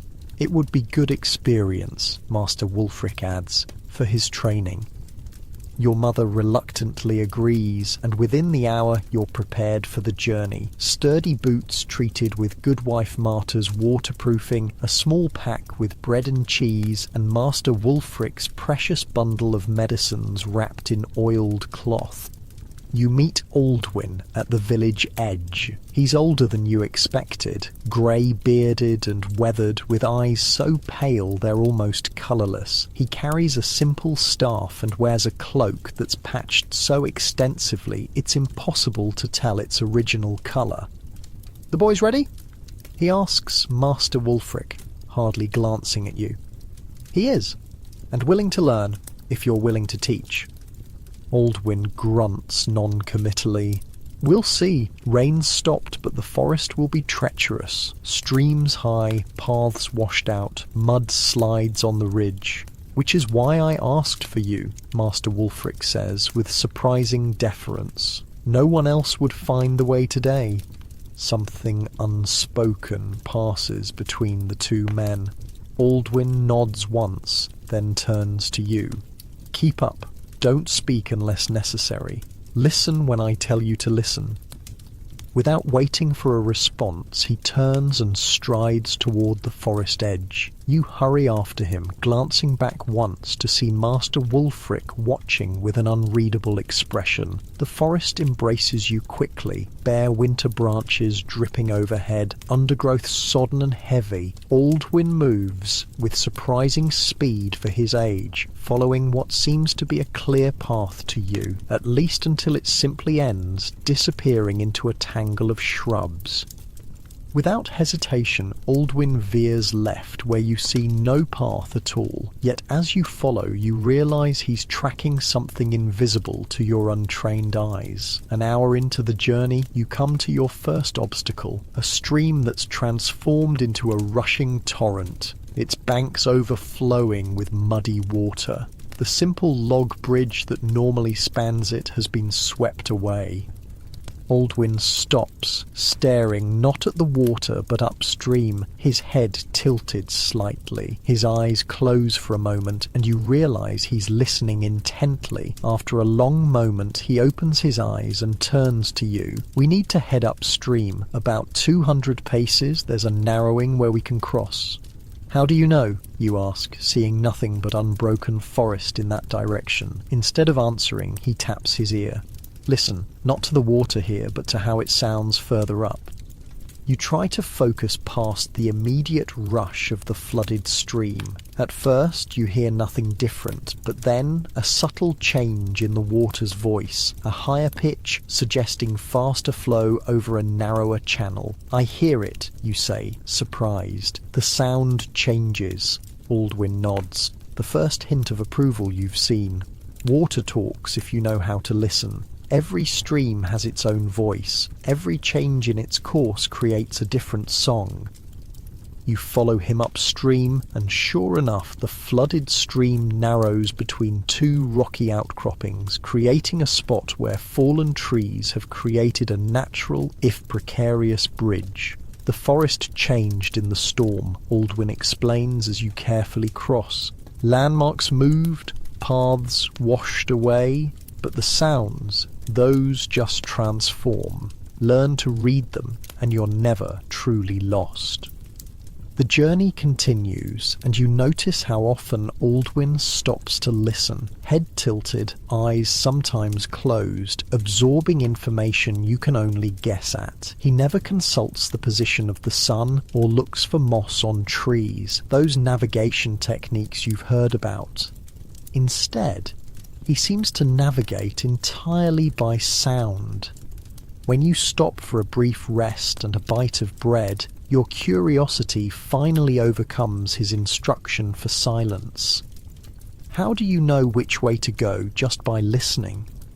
Aldwin considers you for a moment, perhaps deciding if the question merits an answer. Finally, he speaks. The forest isn't silent. It's constantly telling you where you are, if you train your ears to understand. He gestures around. Every area has its sound signature. The birds of this oak grove differ from those half a mile east where the pines begin. Wind through oak leaves creates different tones than through pine needles. You listen, trying to discern what he means. Beyond the dripping water, you hear bird calls, the rustle of leaves, distant creaks of branches. Close your eyes, he instructs. Tell me what direction the nearest stream lies. You close your eyes, focusing on sound alone. The trickling of water seems to come from multiple directions after the rain. I'm not sure, you admit. Listen deeper, not to the rainwater dripping from leaves. That's everywhere. Listen for the constant flow, the sustained voice of moving water. You try again, filtering out the immediate drips and drops. After a long moment of concentration, you detect it, a steady whisper beneath the other sounds coming from your right. That way, you say, pointing. Aldwin nods. Good. About 300 paces in that direction. Small stream, flows year-round. Now, what else do you hear? You concentrate harder. Birds. 4 different calls. And what does that tell you? You hesitate, unsure. The finch you hear doesn't live in pine forest. The woodpecker works on oak and beech, not evergreens. The jay warns of open ground nearby. He taps his staff on the earth. Bird sounds tell you what trees surround you, even in fog or darkness when you can't see them. The lesson continues as you resume walking. Aldwin points out how the sound of your footsteps changes based on the soil, hollow on pine needle beds, solid on clay, damp and muffled on leaf litter, each sound signature telling you what you're walking on without needing to look down. In fog or darkness, he explains, this knowledge means survival. Many travellers have walked in circles because they trusted only their eyes, which easily deceive. You come to a place where the path splits. Without hesitation, Aldwin takes the right fork. When you ask how he chose, his answer surprises you. Listen to the bird sounds ahead on each path. The left fork leads toward a hawk's territory. Smaller birds are silent there. The right path has chattering finches, meaning no predators nearby. As the day progresses, you begin to notice sounds you'd previously ignored, the difference between wind in various types of trees, how sound carries different. For 40 years, Frank Glazer lived a life that would kill most men in days. He crossed freezing rivers alone, out-tracked native hunters, shot wolves for the government but respected them more than most humans, and called a dirt-floored cabin home for 13 brutal winters. He walked the line between hunter and naturalist, killer and caretaker, myth and man. Here's what life was really like for Alaska's most fearless mountain man you've never heard of. Before we start, if these stories help you sleep, hit subscribe so you don't miss any. Comment where you're at and the time too. Kind of fun seeing all the different places. Someone from Iceland commented once and I had to Google what time zone that even is. Okay, tonight we're heading to Alaska in 1915, but before we go anywhere, get cozy. Like, actually cozy. Pillows good? Blanket situation handled? Perfect. Trust me on this one.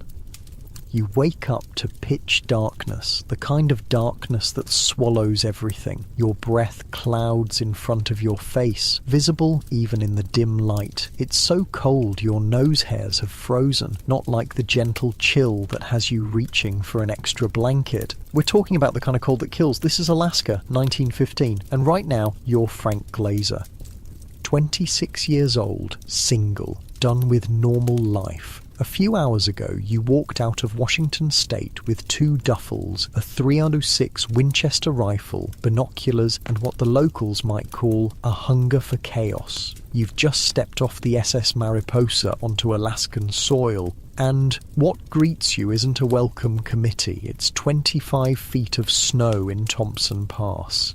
You'll never make it, someone tells you. 3 men died trying to reach Fairbanks last month.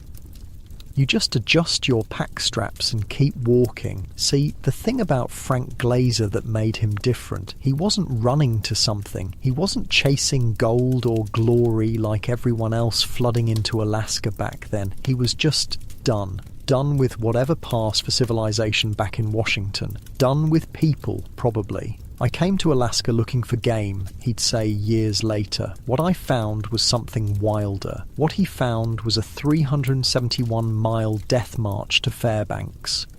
I'm serious. That's what it was. No roads, no trains, just a crude trail through what locals described as part sludge pit, part ice trap, part murder alley, and Frank walked right into it without blinking. The locals in Valdez didn't sugarcoat it. Too much snow in the pass, they warned, and rivers got no bridges. 2 men got killed in Copper Center last fall. You know what most people would do hearing that? Turn around, get back on the boat, tell everyone back home, yeah, I tried Alaska, wasn't for me, not Frank. Instead, he finds an old sourdough. That's what they called the experienced pioneers, the ones who'd survived at least one winter, and convinces the guy to be his trail partner. Frank shoves his supplies into a rucksack and they hit the trail.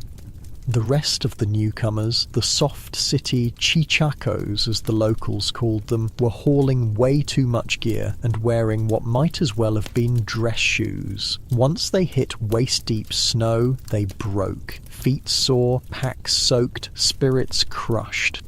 Picture this, you're knee-deep in snow that sometimes goes up to your waist, your boots are soaked through, your toes are numb, then painful, then numb again, which is worse because that's when frostbite sets in. One guy named Knockout Solomon, and I'm not making that up, was cursing non-stop because his fancy high-end boots basically chewed his feet into raw meat. Should have gone with moose hide, the sourdough probably told him. Too late now, but Frank just kept walking.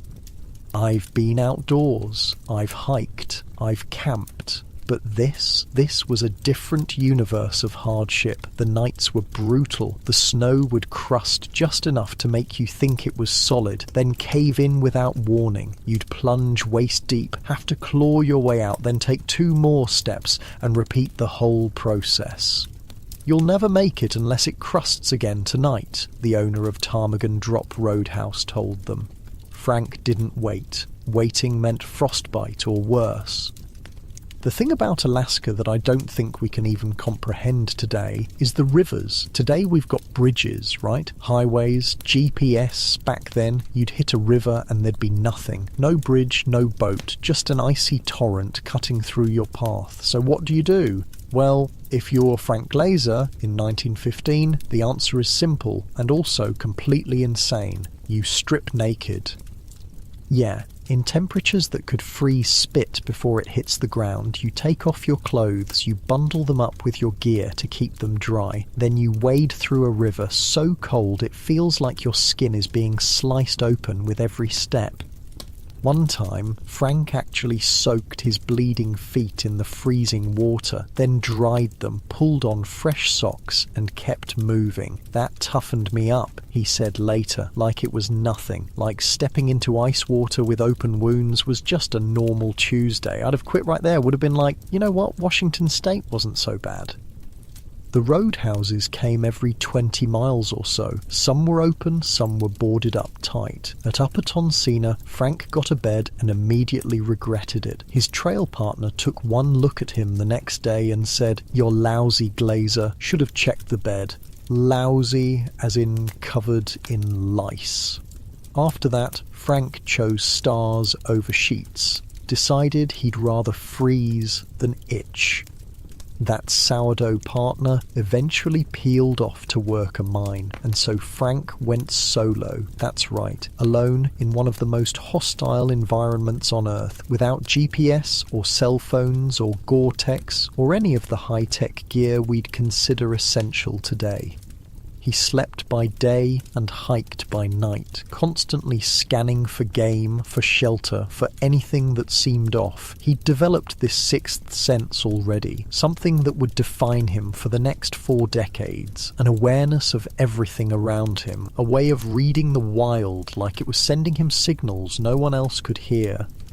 At Copper Center, he developed what locals called musher's knee, this deep, grinding ache from dragging 60 pounds through mud and snow. The local fix? Stand in an icy stream until your legs go numb, dry off, keep going. I mean, the medical care back then was basically just various forms of torture that sometimes accidentally helped. And this remedy, it sounds insane, but it actually worked. The cold reduced inflammation, numbed the pain. People who live in extreme environments develop extreme solutions. You know what's interesting about that trail? A historian once told me? It didn't just test your body, it messed with your head. Copper Center had stories that would follow Frank. There, the McRaes bred silver and black foxes worth a fortune. Frank learned quick that if you mess with a nesting vixen, she'll kill her own pups rather than let them be taken. He also heard about a triple murder from the previous fall. One guy's arm turned up in a sled dog's mouth, another had 7.22 bullets in his back. Picture yourself there. You're alone in the wilderness, it's getting dark, and you've just heard about dismembered bodies being found in this exact area. Plus, now the snow is turning to bog, which means mosquitoes. Not the annoying kind we deal with in summer. We're talking swarms so thick they could block out the sun. They hit like they'd been starving for weeks. Frank picked up a bed net at a trading post. Might have been the smartest thing he ever bought, an old-timer told me. In Galkana, he passed a signal corps shack where a lynx lounged on the desk and rode stray dogs like ponies. Tame Dal sheep climbed haylofts, foxes twitched in wire cages, marten farms bloomed in the mud. It's like the wild and civilization blurred into one weird mess. That's Alaska for you. Places where the rules we take for granted just don't apply. Then came sourdough, not a person, A roadhouse, and not just any roadhouse. This one was run by swearing Molly. 6'2", sharp-tongued, didn't take crap from anyone. She cursed like a dock worker and cooked like a chef. When Frank showed up, she was mid-rant, chasing some poor guy out with a storm of insults. Then she looked at Frank like nothing had happened and said, "You hungry? Come in, have some coffee." Her place was spotless. Carpeted floors, curtained windows, warm fire. It was a magnet for traders, trappers, drifters, anyone with a story or scars. Molly ran the joint like a queen. Once she got sweet on a driver named Jack Bishop. He mailed her a fake gold nugget made of salt. She showed it off all summer, thought she'd struck it rich. When the truth came out, she vowed revenge, then forgave him by spring. That was Molly, fire and grace wrapped up in boots. When Frank left, the ground got worse. Spruce log roads turned to deep, sucking mud. The trail climbed again past Paxton Lake, past Summit Lake, both frozen solid in May. Somewhere along the ice, Frank met Bobby Sheldon, the first guy to drive from Fairbanks to Valdez. He was hacking at ice, trying to drag a busted Model T across it. Frank jumped in, swinging tools for hours. Bobby was a real pioneer, Frank would say later, almost with admiration, which wasn't something he gave out easily. A miner named Matt McGovern, 52, joined Frank for a stretch. Decent guy until he almost shot Frank while fiddling with a pistol. Then McGovern remembered he'd left $400 in a vest back at Paxton's, about $11,000 in today's money. The guy turned around, ran all the way back and came grinning with the cash like it was no big deal. These people weren't normal, none of them, including Frank. They timed river crossings for noon before meltwater swelled from the day's sun. Midnight hits and those rivers will kill you, Frank said. One wrong step and you're gone. He saw it happen later. Sheldon lost a whole Model T to a river and spent weeks pretending to pan gold out of the wreck. I guess when you lose everything, you either break down or make jokes. At Yost's Roadhouse, things turned gloomy. 12 people had frozen to death there one winter. Blizzards blinded travellers just yards from the door. The army had put up a fence and a bell that clanged in the wind, hoping it might save the next poor soul who got caught out there.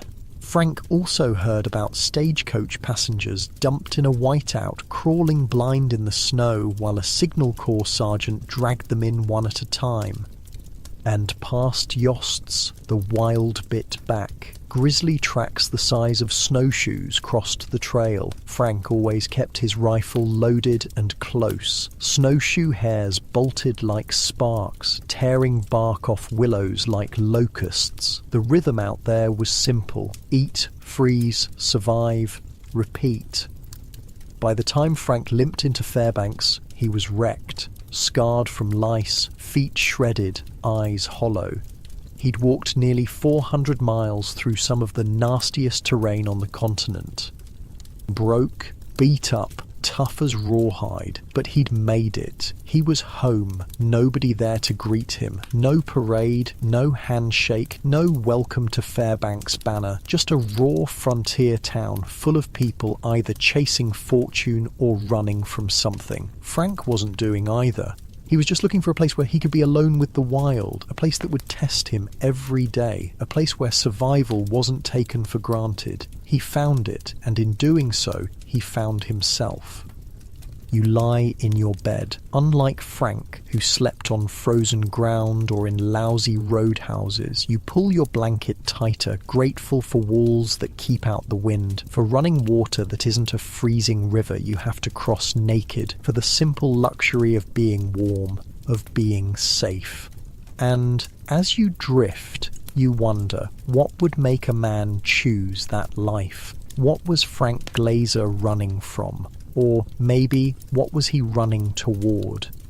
This was just the beginning. Frank Glazer's Alaskan adventure had only just begun, and the wild was waiting to test him in ways he couldn't imagine. The wolves hadn't even entered his story yet, but they would, soon enough. Frank Glazer didn't hunt for sport. He hunted to eat, to survive, to make $1. In Alaska, meat was currency, and currency meant staying alive. Frank limped into Fairbanks with feet torn to shreds, his body battered from the journey, but his eyes, they were scanning the horizon already. He saw nothing but wild country stretched in every direction and went straight to work. From 1915 to 1924, Frank was what they called a market hunter. In those days, before supermarkets and refrigerated trucks, the people in frontier towns like Fairbanks needed meat. Miners, traders, roadhouse operators, they all had money, but they didn't have the time or skills to hunt. That's where men like Frank came in. He scouted the Alaska range, picked his grounds, and got busy. The rhythm was simple: shoot, butcher, haul, sell, repeat. You're probably thinking, wait, he just walked 371 miles through hell and now he's going hunting? Yeah, that's exactly what he did. No rest, no recovery time. The wilderness doesn't give you a break just because you're tired. Frank moved through the slopes near the Valdez Trail like a shadow. Caribou, Dall sheep, moose. He tracked them through silence, through storms, knew their patterns like a map burned into his head. He carried that .306 Winchester like it was part of his arm. When Frank raised that rifle, one guy said years later, something dropped every time. He packed light when he hunted. Just the rifle, some ammunition, basic supplies. He'd disappear into the backcountry for days at a time. No radio, no backup, just Frank and whatever animal he was tracking. When he returned to civilization, he hauled hundreds of pounds of meat, sometimes dragging it through snow on a makeshift sled, sometimes packing it over ridgeline trails on his back. He sold it for 25 cents a pound. That's about $7 in today's money. There was no show to it, no ego, just blood, cold, and the math of survival. "How do you know where to find that moose?" someone once asked him. Frank just shrugged. "You listen to what the land's telling you." One time he dropped a moose cow deep in the woods, miles from anywhere. Most hunters would have taken the choice cuts and left the rest. Not Frank. He hauled the meat out solo, load by load, over 3 days, slept under spruce boughs when skies were clear, huddled by warm rocks when they weren't. No partner, no backup. "I got used to it," he said later. "Didn't need anybody. I had the animals." Game was thick in Alaska back then, and surprisingly fearless. Animals hadn't learned to fear humans yet. There just weren't enough people around. He once spotted Dall sheep across a canyon. They didn't see him. He belly crawled a mile through frozen brush, picked one, dropped it, then skinned it in the snow and packed it home. For Frank, there was no thrill in the kill, just meat, money, and calculating how long it would last. You have to understand, market hunting wasn't a job, it was survival. There were no roads, no shortcuts, just rough trails, steep climbs, deep creeks, 1 minute sun, next minute blizzard. The weather turns on you up there, an old-timer told me once. No warning, blue sky can go white in 10 minutes, then you're in trouble. Once, a storm pinned Frank down for 3 days. He crawled under spruce boughs, a moose carcass just yards away. The wind howled like a banshee. That's not just a saying, that's actually what it sounds like when wind cuts through black spruce at 40 below. Frank curled up in his sleeping bag and hoped the bears didn't smell the meat. "Too cold to worry," he said later. "Too cold to move." Food ran thin often. He shot ptarmigan when he could find them, those Arctic grouse that turn white in winter. When game was scarce, he boiled bones and scraps, dug roots, picked bulbs, ate whatever the land offered. I didn't waste nothing, he said. If I killed it, I used it.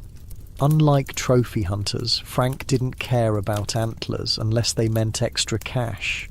I never shot cows if I could help it, he said. Same with ewes. Took bulls, took rams, left the breeders.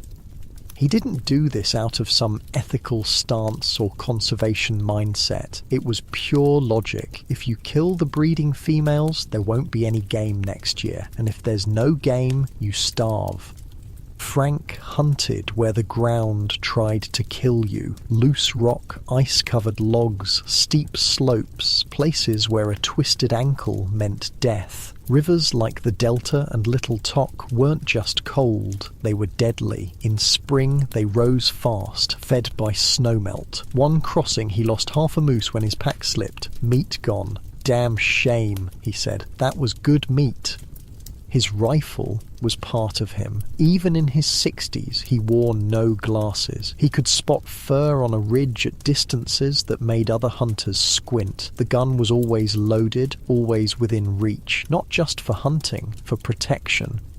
If you've never been in bear country, you can't understand what it means to be prey. In most of our modern lives, we're at the top of the food chain. We don't think about being eaten, but in Alaska, especially back then, you were just another animal. And often you weren't the biggest or the strongest. The winters were dead quiet. Snow muffled every sound. Wind whispered through trees. Frank went weeks without hearing a human voice.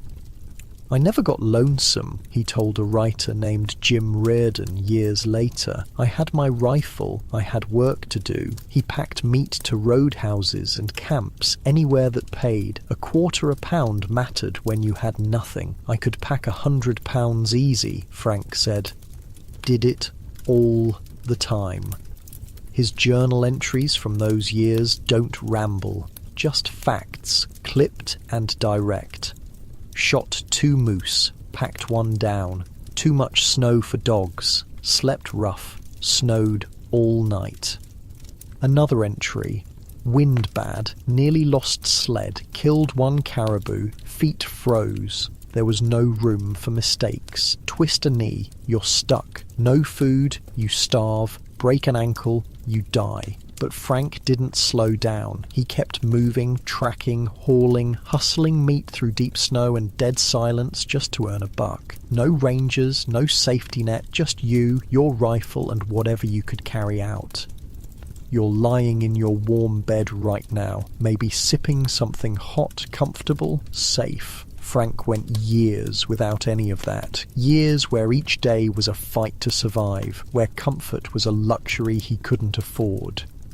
You know what really stands out about Frank during these years? He was alone, completely alone, but he wasn't running from people. He wasn't some misanthrope who hated humanity. He just preferred the quiet, the simplicity of survival, the honest transaction between him and the wild. People complicate things, he said once. Animals are straight with you. They're trying to live. Same as you. No lies, no games. The hunting was hard physical labour, but it suited him. Up before dawn most days, moving through forest and tundra in silence, reading tracks, watching wind direction, checking snow conditions. Frank spoke the wild's language, moved through it like he belonged. "Game's smarter than you think," he said once. "You got to outthink it, outwalk it, outfreeze it if that's what it takes." The Alaska Range, where Frank did most of his hunting, is brutal country. Peaks jutting up to 13,000 feet, valleys so deep they don't see sun for months in winter, glaciers that can swallow you whole if you step wrong. Frank knew every ridge, every pass. He learned the terrain inch by inch, paid for that knowledge with frozen fingers and hungry nights. He had a map in his head, said Oscar Vogel, who knew him later, more detailed than anything on paper. Most market hunters worked in pairs at least, sharing the load, watching each other's backs. Frank preferred going solo, less talk, more focus. No one to slow him down or second-guess his decisions, and his decisions were absolute. If he decided to cross a pass in a storm, that's what he did. If he chose to track a bull moose for 3 days, he stayed with it until the job was done. One winter, temperatures dropped to 60 below for 2 weeks straight. Most hunters stayed in, waited it out. Frank kept working. He'd build small fires, just enough to keep his hands functioning, then move on, keep the blood flowing, stay alive. Cold will kill you, a trapper told me once, but so will sitting still. It's a balance. Frank found that balance. He respected the cold, prepared for it, but never surrendered to it. There was one close call in 1920. Frank was tracking a caribou herd near the Tok River when a storm blew in from nowhere. Visibility dropped to 0, wind howling, snow blasting sideways. He lost the trail, lost his bearings. For 3 hours he wandered, growing colder by the minute. Most people would have panicked. Frank just kept moving, working in a grid pattern until he found a familiar landmark, a lightning-struck spruce he recognized even in the whiteout. From there, he navigated to a line shack he knew was nearby, spent 3 days there, waiting out the storm. "Wasn't worried," he said later, "just inconvenienced." The man's capacity for understatement was legendary. By 1924, Frank had established himself as one of the most reliable meat hunters in interior Alaska. Store owners would pay premium prices for his game because they knew it would be properly dressed, properly handled. Frank's meat never spoiled, one shopkeeper said. Man knew how to treat an animal from kill to kitchen. But something was changing in Frank. Years alone in the wild, watching animals, tracking them, killing them, it changes a person. You start to see patterns, start to understand the balance of things. Frank was noticing wolves more and more, seeing how they hunted, how they moved, how they lived. They fascinated him, not as targets, as teachers. The wolves of Alaska were different from those in the lower 48. Bigger, for one thing. 130 pounds wasn't uncommon. Smart, too. They hunted in coordinated packs, taking down moose 10 times their size. Frank watched them whenever he could, made notes, observed their habits. He wasn't studying them scientifically. He was learning from them, the way they chose their prey, the way they moved through snow, the way they conserved energy. Wolves don't waste effort, he told a biologist years later. They don't show off. They do what needs doing, then rest. People could learn from that. Most hunters hated wolves, saw them as competition, as vermin to be eliminated. Frank saw them differently, with respect, maybe even admiration. Don't get me wrong, he wasn't sentimental about them. He still hunted, still killed for meat and money, but he recognized something in those wolves. A kindred spirit, maybe. Another survivor in a land that killed the careless. Winter in Alaska isn't just cold, it's dark. Near the Arctic Circle, the sun barely rises in December and January. Just a few hours of twilight, then darkness again. It messes with your head all that night. Frank adapted, started using the darkness like wolves do, hunting at dusk and dawn when prey is moving, but visibility still works in your favour. He became nocturnal when needed, diurnal when that made more sense. You don't fight the land, he said. You don't fight the weather or the light. You work with what's given. By the end of 1924, Frank was looking for something different. The market hunting was steady work, but it wasn't challenging him anymore. He wanted something more permanent, something he could build. He'd been eyeing a spot along the Savage River, deep in what's now Denali National Park. Remote, wild, game-rich, perfect. That fall, he made his decision. He'd build a cabin there, stake his claim, make it home. I wanted a place, he said simply, just a place that was mine. For nearly a decade, Frank had lived like a ghost, passing through the Alaska wilderness, leaving almost no trace. Now he was ready to put down roots, just not anywhere near other people. The Savage River would be his home for the next 13 years, and there in that isolated valley the legend of the Wolfman would truly begin. That's where we'll pick up next. Frank building his cabin on the Savage River, a home so remote that months would pass without him seeing another human face, a place where wolves would become his closest neighbours, his subjects of study, and eventually his prey. But that night, as he prepared for this new chapter, Frank Glazer slept under stars so bright and cold they seemed to burn. The northern lights danced green and purple across the black sky. The temperature dropped to 30 below. And Frank, wrapped in his sleeping bag beside a small fire, was exactly where he wanted to be. You pull your blanket a little tighter, thinking about that kind of cold, the kind that burns your lungs when you breathe, the kind that turns your breath to ice crystals that fall tinkling to the ground. You're warm, comfortable, safe. Frank Glazer chose to live without any of that comfort in exchange for something most of us will never understand: absolute freedom, absolute solitude, absolute independence. Was it worth it? For Frank, there was never any question. The wild had claimed him. He belonged to Alaska now. Frank Glazer built his Savage River cabin in 10 days flat. No crew, no plans, no power tools, just an axe, muscle, and a brain made for solving problems in the middle of nowhere.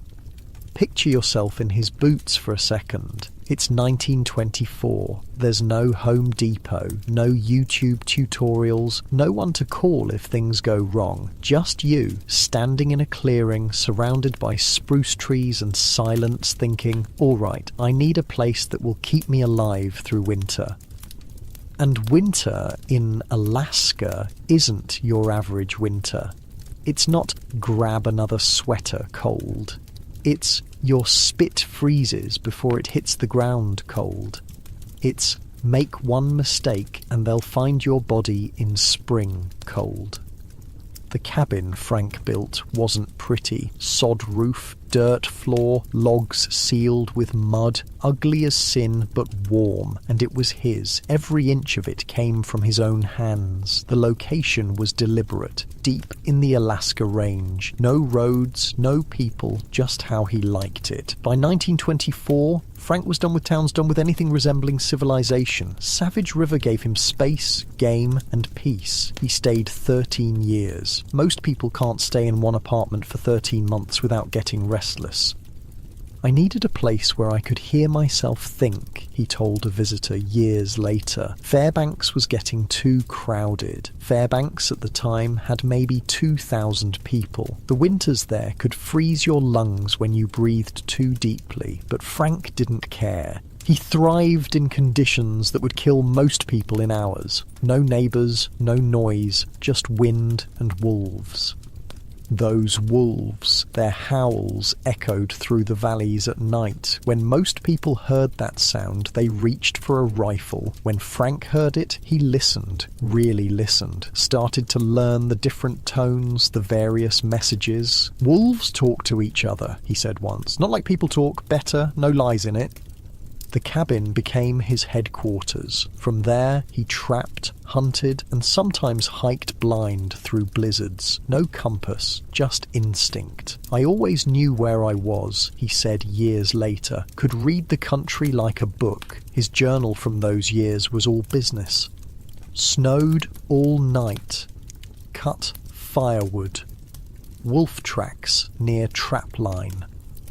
But between those clipped lines, life was incredibly rough. When food ran low, he boiled spruce bark for tea. He skinned frozen kills by lantern light, his fingers blue with cold. He dried soaked boots by the stove, knowing that wet feet meant death when temperatures hit 50 below. He always kept his rifle loaded and within reach, not for wolves, but for grizzlies. Spring brought them in close, hungry after hibernation, ready to claim whatever food they could find.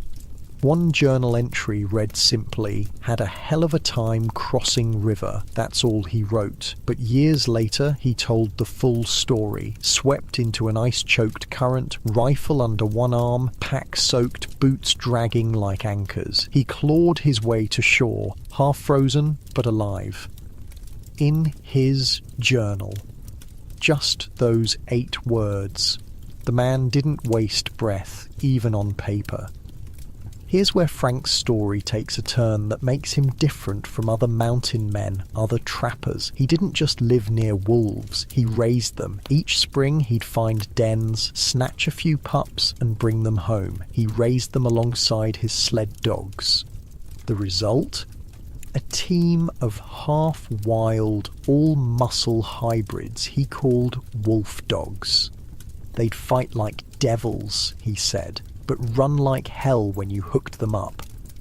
He fed them caribou scraps, watched how they moved, named them King, Queenie. They weren't pets. Frank didn't do pets. They were workers, partners, a piece of the wild, leashed but never truly tamed. You know how some people get really into their hobbies, like they start making sourdough bread, and suddenly their Instagram is nothing but loaf pictures. Frank got like that with wolves, but there was no Instagram. Just him, alone in his cabin, turning into an amateur scientist. Inside the cabin, Frank became a field biologist without even realizing it. He tracked prints in the snow, studied scat, took detailed notes, sketched wolf movements in the margins of his journal. The walls of his cabin gradually filled with observations, notes on pack structure, hunting patterns, communication, not because anyone asked him to, not for money or fame, just because the wolves fascinated him. By the mid-1930s, Frank dug deeper into wolf study. Alone in his Savage River cabin, something changed. The hunter became a student. He observed how wolves hunted, how they took down the weak, old, or slow prey. People say they kill for fun, he wrote in a note to himself. Not true. They kill to live, and they're better at it than most men. They used their heads, he noticed. Didn't rush, waited, worked together, set up ambushes, cut animals out from herds, tested for weakness before committing to a kill. He saw the dark side too. Wolves turned on their own when resources got scarce. One mistake during a hunt could get you ostracized or dead. They're cold like that, Frank said. No second chances.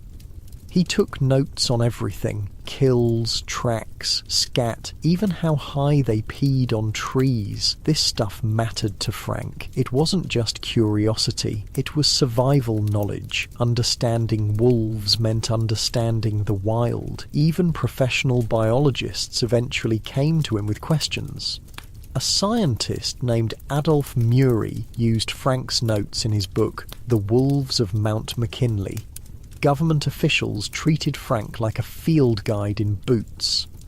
He knew wolves top to bottom, said trapper Oscar Vogel years later, taught me tricks I'd never thought of, and the twist? The more Frank learned, the less he hated them. Yes, he still trapped them when necessary. Yes, he still saw them as competition for game. But something had changed in his perspective. Eliminating wolves? Frank hated that idea, according to fellow agent Jim King years later. It wasn't about wiping them out. It was about balance. By his 50s, folks just called him the Wolf Man. A letter with just that name could still reach him in Fairbanks. He didn't pick the nickname, but it fit. He could track a wolf like it was his brother. He knew where they slept, where they crossed rivers, where they chewed bones in the sun. Frank wasn't soft, but he was fair. Wolves, he said, were survivors, and in Alaska that was the highest compliment. But Savage River wasn't just about blood and biology. It was isolation, deep and harsh, the kind modern people can barely comprehend. Frank could go months without seeing another soul. Winter arrived early up there, usually by September. Snow buried his cabin to the eaves. Temperatures dropped past 50 below and stayed there for weeks. Firewood ran low. Frostbite took pieces of his ears, his nose, his fingers. Yet he never complained, never even seemed to notice the hardship. "I had what I needed," he said. "Meat, water, quiet. What else is there?" Sometimes midwinter he swore he heard voices, the isolation playing tricks on his mind. Once a grizzly raided his meat stash but left no tracks in the fresh snow. "Must have been a ghost," he said, maybe joking, maybe not. Up there, the line between reality and imagination gets thin when you go months without human contact. The solitude affected people differently. Some broke down, couldn't handle it. Frank seemed to need it, like most people need air. "You want to know what silence really sounds like?" he once asked a young trapper. "Come to my place mid-January. That's silence. So quiet, you can hear the blood moving in your ears." One winter, a storm pinned him in the cabin for 3 weeks straight, wind howling, snow piling up so high he had to tunnel out to check his traps. Most people would go stir-crazy. Frank just worked on his wolf notes, repaired gear, read the few books he kept. "Gave me time to think," was all he said about it. His day-to-day existence was all about routine. Wake with the dim winter light around 10 a.m, build up the fire, melt snow for water, check snares close to the cabin, split wood, repair equipment, feed the dogs, all of it harsh physical labour in killing cold. But there was peace in it too, a rhythm most of us will never know. "The thing about Frank," one old-timer told me, "he didn't fight against the wild. He just flowed with it, like water finding its way around rocks." Spring was the hardest time, when snow turned to mud, when rivers swelled with meltwater, when hibernating bears woke hungry. The cabin would start to leak, mould would grow in corners, the dirt floor turned damp. "Ugliest damn time of year," Frank called it. But it brought fresh game, new wolf pups, a chance to repair winter damage, and the midnight sun, those endless summer days where it never gets truly dark. Time to range farther from the cabin, to explore, to build up stores for the next winter. Fall was his favourite. "Everything makes sense in fall," he wrote. Animals fattening up for winter, berries hanging heavy on bushes, the first dusting of snow showing tracks clear as a road map, the world preparing, like him, for the big freeze. In his 6th year at Savage River, the wolves changed, or maybe Frank's perception of them changed. He started seeing them not as competitors, not as subjects of study, but as neighbours, teachers. Something between fear and respect bloomed. A man can live his whole life in cities, surrounded by people, and never understand half of what a wolf knows by its first winter, he said. He gave names to the packs around his territory, the Ridge Pack, the River Pack, knew the alphas by sight, watched the complex social dynamics play out season after season, saw how they